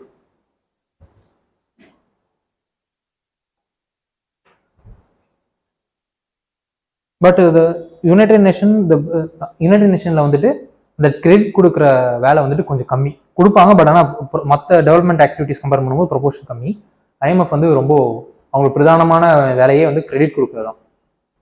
அதனால if you are strong in the organization basics, we can easily eliminate the options. Okay, then we will look into the news, that is IMF bailout package for Sri Lanka. So bailout, what is bailout? Bailout means extending support to any entity facing a bankruptcy. The entity could be any private, public, or states. It is second one, the country seeks IMF bailout when they are facing macroeconomic risks, currency crisis, and need assistance to meet external debt obligation to buy any kind of. So see, this could be a potential question. See, IMF gives bailout to during which of the following condition: macroeconomic risk, currency crisis, and whenever the country needs any assistance to meet the external debt or to buy essential import and push for the exchange of value of currency. This could be the potential question. Because third one, IMF was set up in 1945, as we all know, a Bretton Woods conference with the aim to bring about international economic coordination to with the aim. This was the initial aim. That is why IMF was set up, to bring economic coordination to prevent competing currency devaluation. That is, most of the country will devaluate the currency to promote their own export. So this leads to imbalance in the competition. That is the main reason why IMF was formed. But because of the later events that took place in the world economy, IMF is also one of the member to bail out countries that is suffering because of macroeconomic stability. Third, final, IMF lends money based upon SDR, special drawing rates. These special drawing rates is decided based upon the basket of 5 currency, that is dollar, euro, Chinese yuan, Japanese yen, or British pound. Based upon the currency exchange rate of these 5 currency, the SDR value will be determined. Finally, these bailouts can be executed either in the form of loan or cash, or they could provide loan bonds, or IMF sometimes will directly purchase the stock of the country itself. If the entity has any kind of major economic activity, means that the major chunk of the stock IMF will buy in order to bail out them.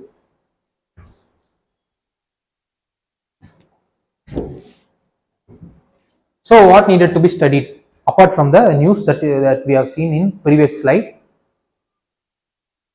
Okay, what are the various ways? What are the various ways IMF lends? That is, IMF lends based upon some structured credit facility available. There are more than, there is up to 10 credit facility. In that only, that rapid financing facility and rapid credit facility are one part of the facility. There are other facilities which is used to bail out the country depending upon the conditions. ஒவ்வொரு கண்டிஷனுக்கும் ஒரு facility use பண்ணுவாங்க. அது மொத்தம் 8 ல ஒரு 10 facility இருக்கு. அந்த பேர் மட்டும் பார்த்து வச்சுக்கணும். What are the different ways to which IMF lends? What are the conditions laid by the IMF? That is, IMF will not provide loans as simply. They want countries to make changes in their governance in order to bring transparency. They wanted to reduce corruption.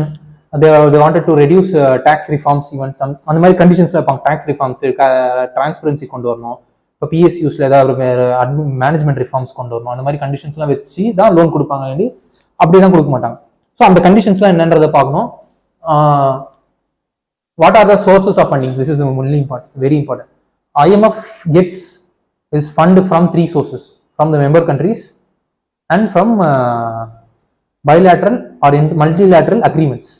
The major source of funding through which IMF எந்த இந்த மூணுத்துல IMF வந்து funding வரும். அது மூணுத்துல எது பிரதானமா இருக்கும்னா member கண்ட்ரிஸோட contribution தான்.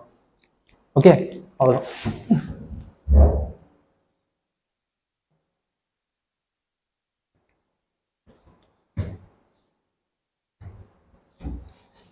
This year marks the UNEP's 50th year. So right now there is till now there is no question related to UNEP. The UPSC has asked, but if you are clear about the basics why the UNEP is formed, it and தெரிஞ்சதுன்னா வருஷம் நடக்கிற கேட்குற கொஸ்டின்ல கண்டிப்பா 2 question நம்மளால eliminate பண்ண முடியும்.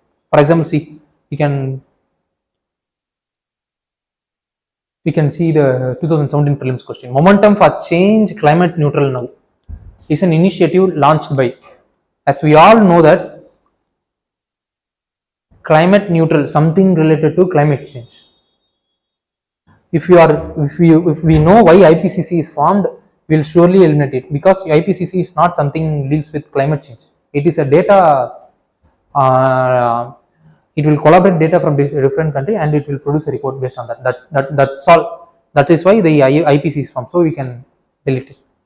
World Meteorological Organization, again we know that World Meteorological Organization deals only with activities related to meteorological events, not related with climate related events. Again, then there will be tussle between these two, UNFCCC and UNEP, because both deals with environment related issues. Since the question is also related to climate change, இங்க வந்து நிப்போம். But if you drill down and see, means UNEP deals with only conservation of ecosystem, not with climate change. The conservation of ecosystem will lead to climate change, but UNFCCC will directly deals with climate change. So if you are clear about UNEP, means it will enable us to reach the correct answer. That is the part of the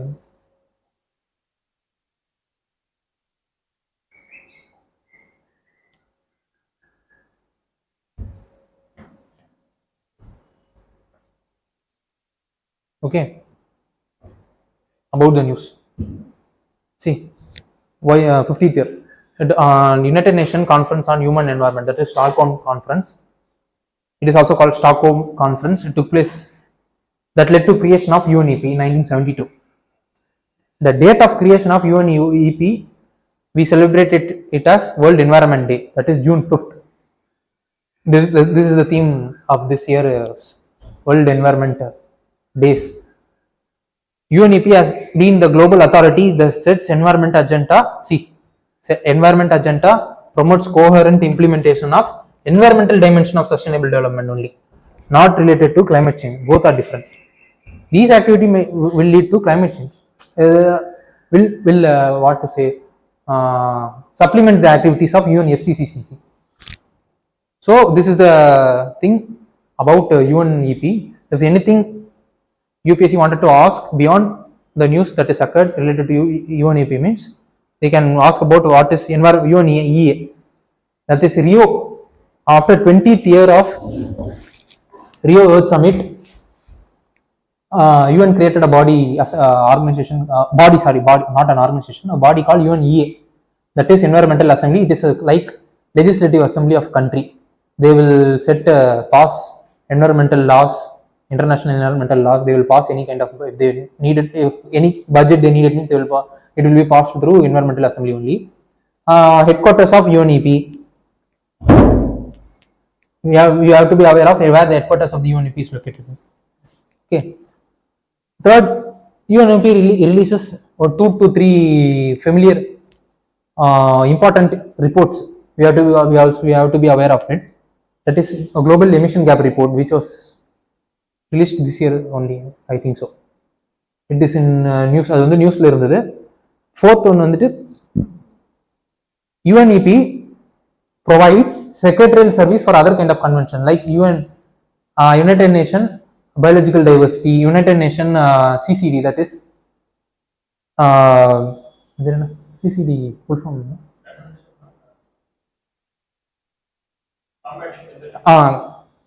Convention on combating desertification and some other convention also. It is providing secretarial service for them, and we have to be aware of what is Montreal Protocol, Vienna Convention, and any other kind of convention irundhaduna adhum we have to look into, because it leads to pollution oda deal pannu.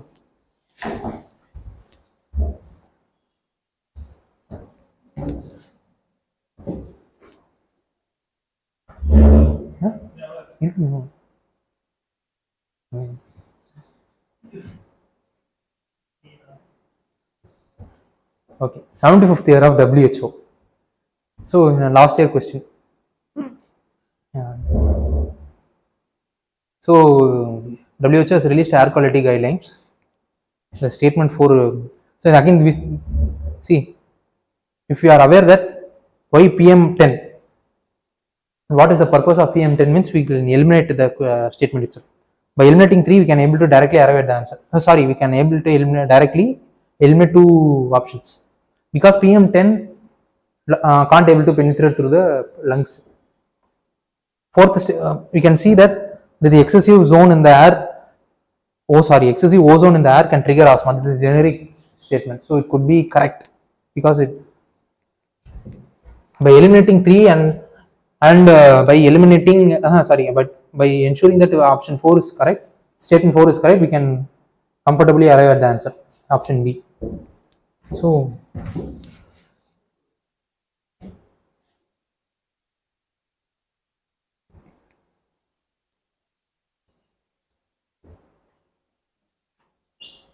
about the news.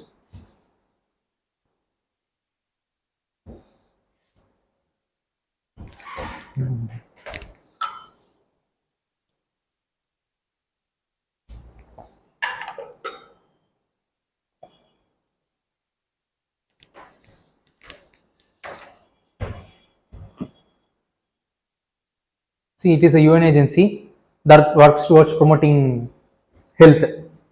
Their effort towards expanding universal, again we have to know why WHO was created.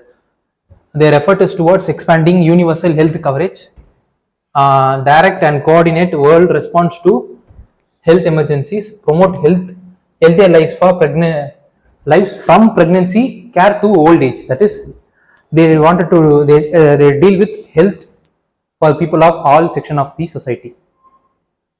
That is the reason why WHO was created. We have to be aware of it, because if there is any question related to WHO and we are not sure about that question, means through this we can able to eliminate the statements. Third, all members of UN except Liechtenstein are members of WHO. WHO has 2 organs, that is Legislative Assembly executive board. That legislative assembly is similar to the parliament of our India. It appoints the director general every 5 years. It votes on matters of budgets and policy. It reviews the report of executive board. Executive is like similar to executive wing of every country. They implement the decisions made by the legislative assembly. So WHO again is financed by contribution from member states and from other donors, other private organization, NGOs, civil societies, indigenous communities, something like that.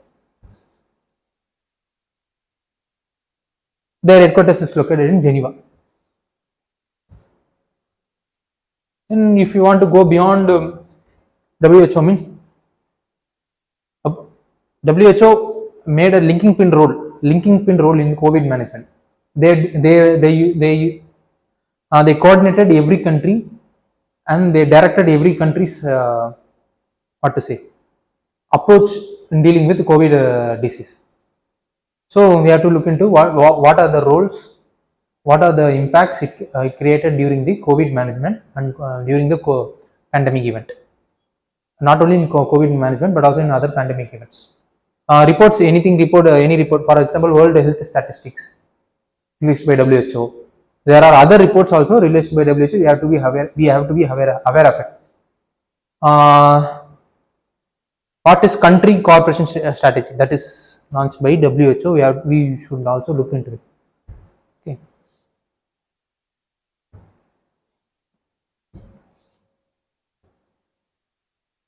Fourth one. World Bank board elects UN nominee Ajay Banga as president. This Ajay Banga is an Indian origin American citizen. So this is the reason it is getting talk of the point in newspapers. 2020 prelims, there was a question related to World Bank's ease of doing business index. So if you are aware of why World Bank is releasing, why World Bank is formed, and means we can able to, and what is ease of doing business means we can able to surely eliminate the we can able to bring the right answer while solving this question. See, business. For example, if anyone wanted to do business with ease means there have to be a law. That law should facilitate ease of taxes and ease of registration and ease of constructing any kind of office that private entity or a state entity wanted to construct, and clean environment, something related to that. See, this maintenance of law and order, yes, it is important, but when we compare these three, it has less priority. So we can comfortably eliminate maintenance of law and order. If you are aware of why World Bank is formed, what is ease of doing business means, surely we can able to eliminate. That is what UPSC checks. UPSC will check whether we are aware of the basics and also some known stats.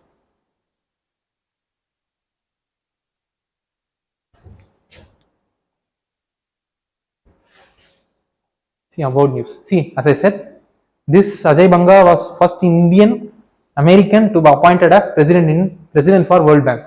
World Bank follows an election process set as per an agreement made by each stakeholders. The election process was decided.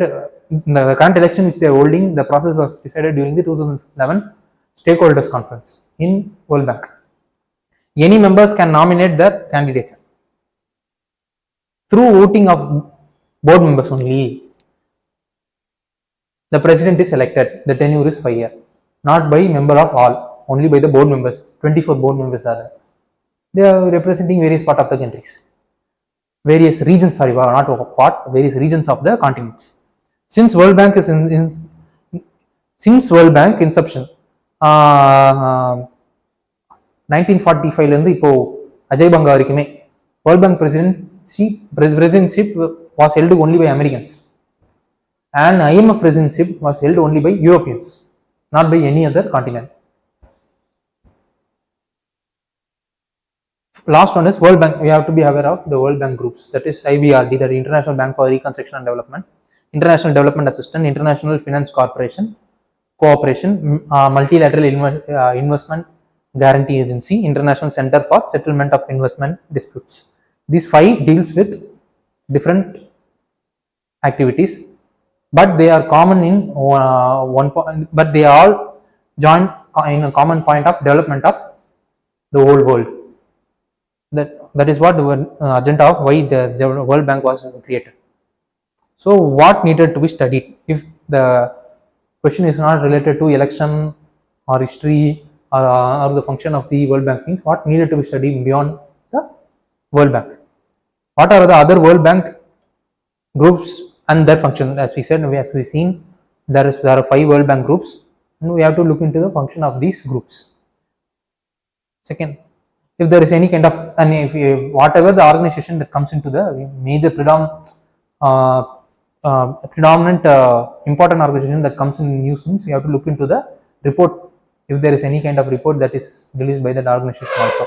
Third is the difference between the IMF and the World Bank, how the World Bank is funded. Fifth, again in the voting pattern in in World Bank groups, not in the common World Bank, but also in the World Bank group. In other World Bank, for example, in IBRD, and each World Bank group will have their own voting process for deciding any important matters. We have to look into that also.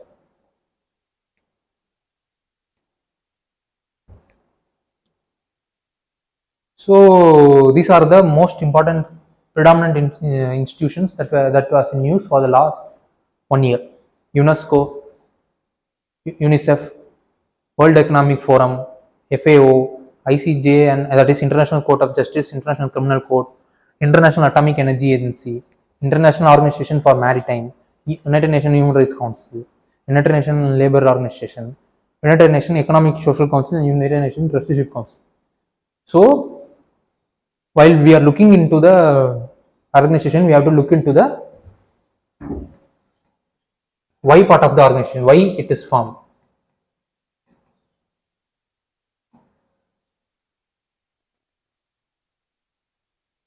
Reports, if any. If there is any current development or any kind of reforms is taking place, means we have to look into it. These are the 3 major areas we have to look if we want to study any organization.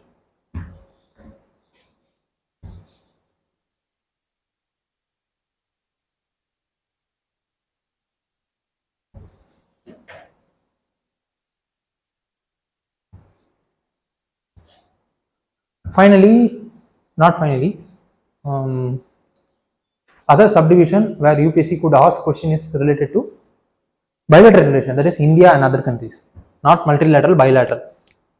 Okay, this year marks the 25th year of India and France strategic partnership.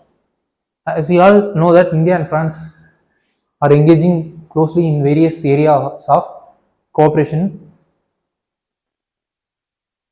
In that, the strategic partnership is also one of the dimensions of their partnership. Strategic partnership. So in 2016, both there was a question related to ISA, that is International Solar Alliance, which was again formed by India and France. So whenever there is a news related to India and France, we can be able to expect a question. Since this is a 25th year, we have to look into the we have to look one step deeper to know what India and France relationship is about.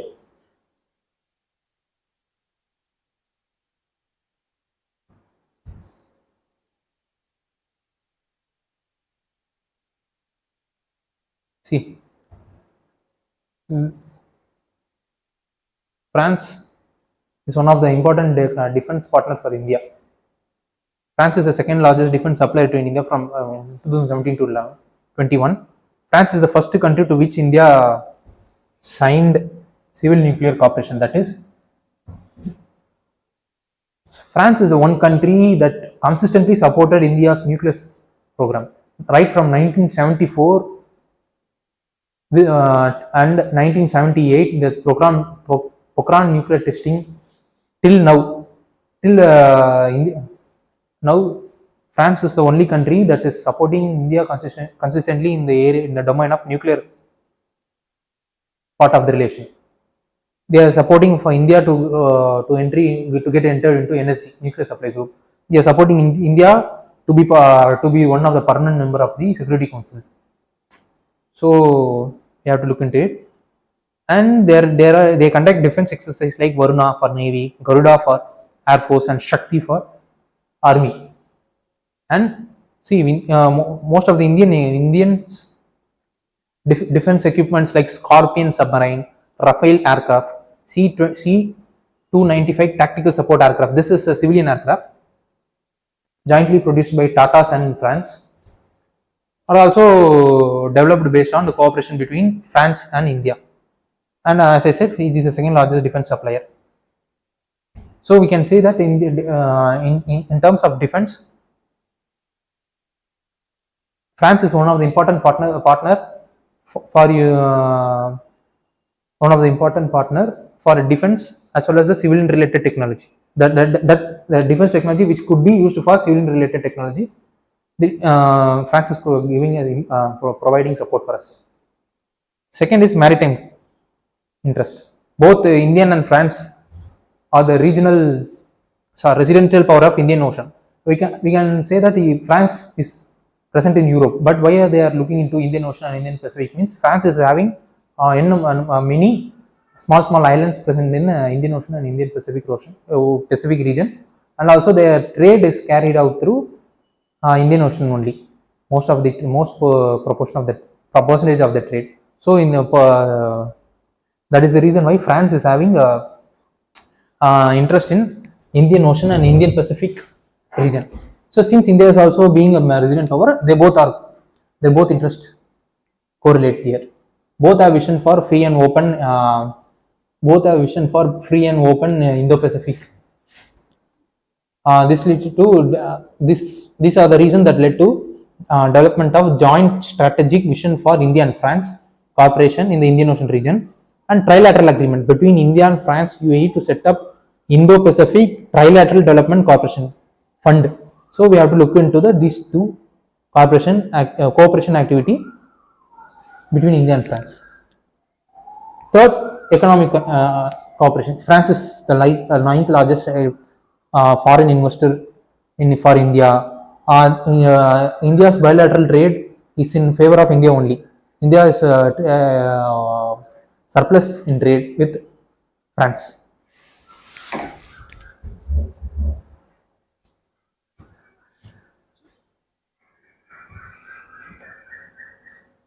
So what needed to be studied further?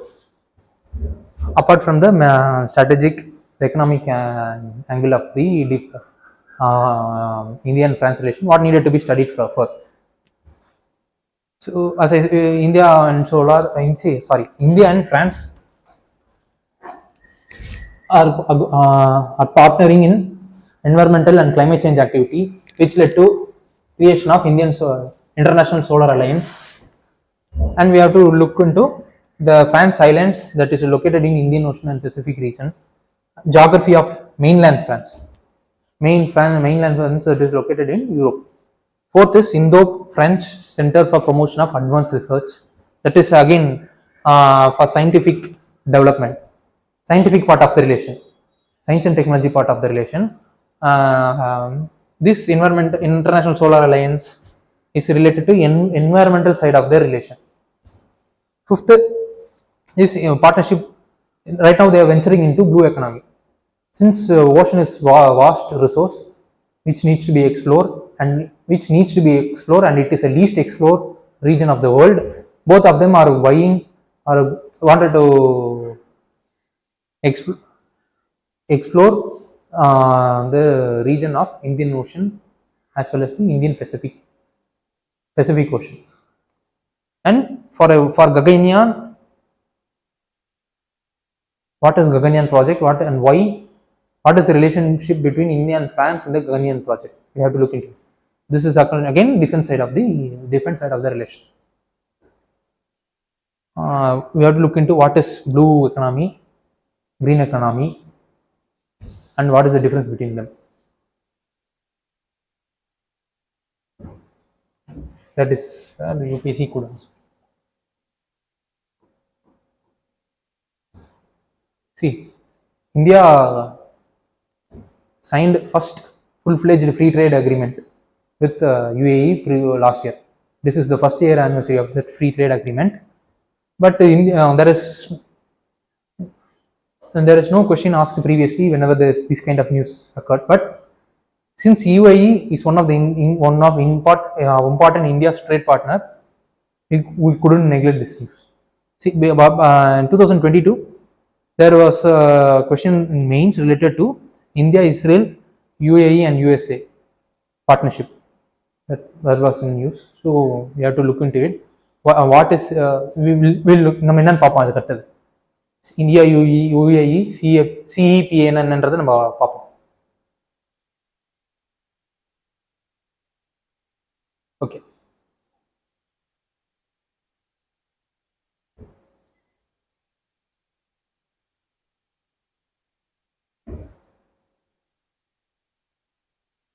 SEPA, Comprehensive Economic Partnership Agreement, is the first deep and full-fledged free trade agreement signed by India. You see, and we have to look into the statistics side of the agreement. India is the third largest trade partner for USA. After UAE is UAE is India's third largest trade partner after USA and China. UAE is seventh largest investor in India. Major Indian export to UAE are petroleum products, gem. Sometimes this could also be asked. So what are the products? What are the things gets exported by India to UAE? What are the things imported by India from UAE? Gold, crude oil, pearl, precious stone, metals, scrap, chemical, electrical machines, something. Which are the things that is getting imported from UAE? What needed to be studied further if we want to go, if UPSC decided to ask the question in this relation, means in this relation, but not from the fact that is available in the newspaper. If they wanted to go beyond, means these are the things. What is SEPA? That is Comprehensive Economic Partnership Agreement. What is Free Trade Agreement? What is Preferential Trade Agreement? That is PTA. What is Comprehensive Economic Cooperation Agreement? What is Early Harvest Scheme? And what is the difference between all of them? And again, whenever there is a news related to bilateral relation, we have to look into the geography part of that region. Okay. And what is I2, U2? What are all the countries to which India has signed trade agreements?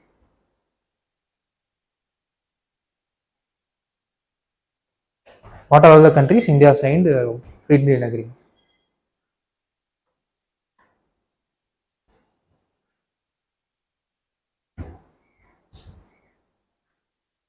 What are other bilateral relations needed to be look into based upon the template which we seen previous relation?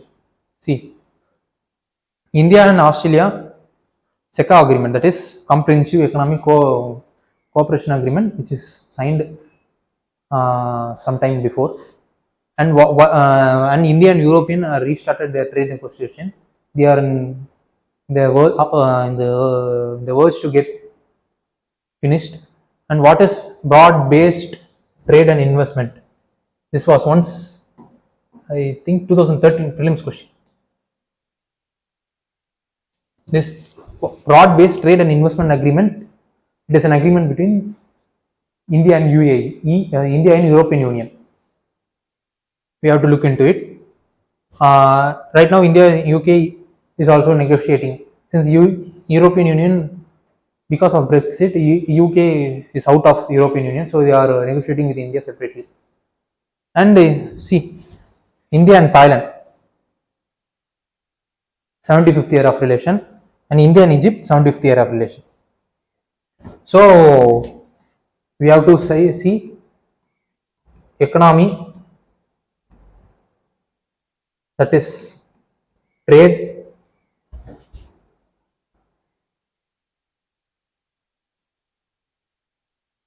investment between the two countries, security angle between the two countries, and any kind of environmental related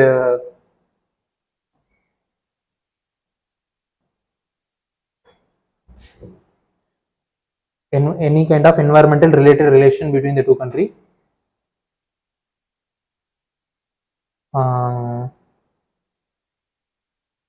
Then if there is any cultural cooperation, then if there is any science and technology related cooperation, if there is any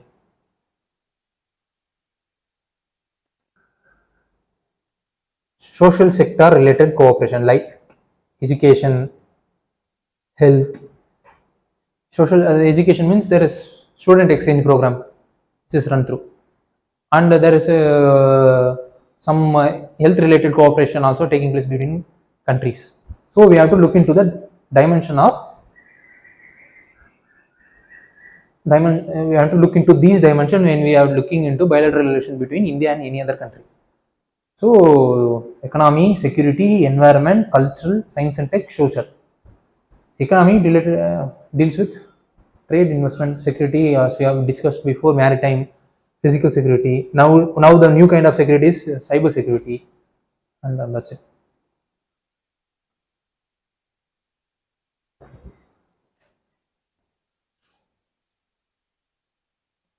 Miscellaneous. There are certain news that is happening around which doesn't fit with the 4 subparts which I mentioned above. First is Paris Club. This is previous year question only. The Paris Club is now is in news because of IMF bailout of Sri Lanka. Paris Club is a group of informal creditors mostly dominated by Western countries. Right now, creditors means it is Western countries only because they are rich in their economy now. To solve the payment facility faced by the debt countries. If there is any countries like Sri Lanka, Pakistan is in verge to collapse. If there is any countries are collapsing because of economic macroeconomic instability, then they will give a helping hand. How they will give a helping hand means by giving assurance to the organization which is providing loan to the country. For example, IMF is providing bailout package to Sri Lanka. Paris Club is giving assurance to IMF that even if Sri Lanka does in future doesn't repay the amount, I will pay the amount. That kind of support they will be giving. It is mostly dominated by Western country. Japan is also one of the member, but it is mostly dominated by Western countries. Second, West Seti Power Project. That is located in Nepal Seti River. Why Nepal? India is planned to take over the hydroelectric project. We have to look into the Seti River, where it is located, what are the origin, and where it is flowing into. Third is the 25th year of Hong Kong return. Hong Kong return means the British gave the Hong Kong to China 1997. This is the 25th year. We have to see what is the geography, what is one country, two system through which the Hong Kong is getting, Hong Kong is administered by China, and what are the islands, islands, and what is the geographical pattern, like whether they are having a marginal type of climate or any other type of climate, and what are the islands located.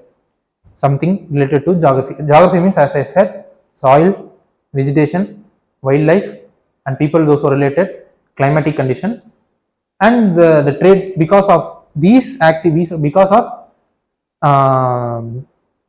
these things, the economic activity of the region will be decided. So the economic activity, these are all the things. If we want to look into the geography side of the region.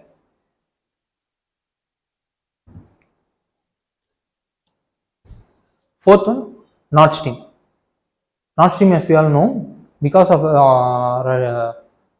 Russia-Ukraine war, this natural gas pipeline that runs from Russia to Germany to supply natural gas is getting blocked by Russia either through technical means or through natural disaster, the anthropogenic kind of activity. Sorry. It is getting blocked due to anthropogenic activity. Russia wants to stop control Europe because through this Nord Stream, because Europe is heavily dependent upon natural gas, which comes through the natural gas Nord Stream from Russia.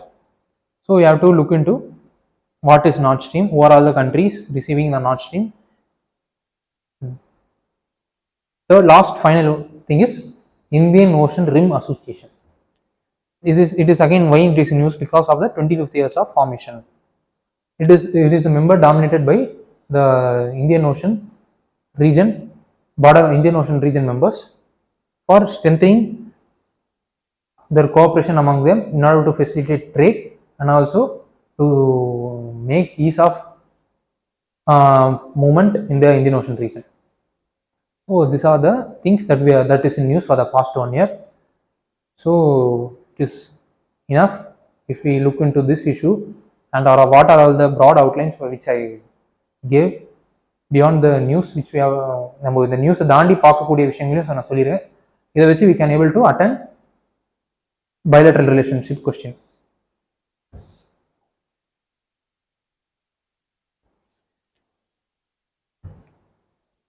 So thank you.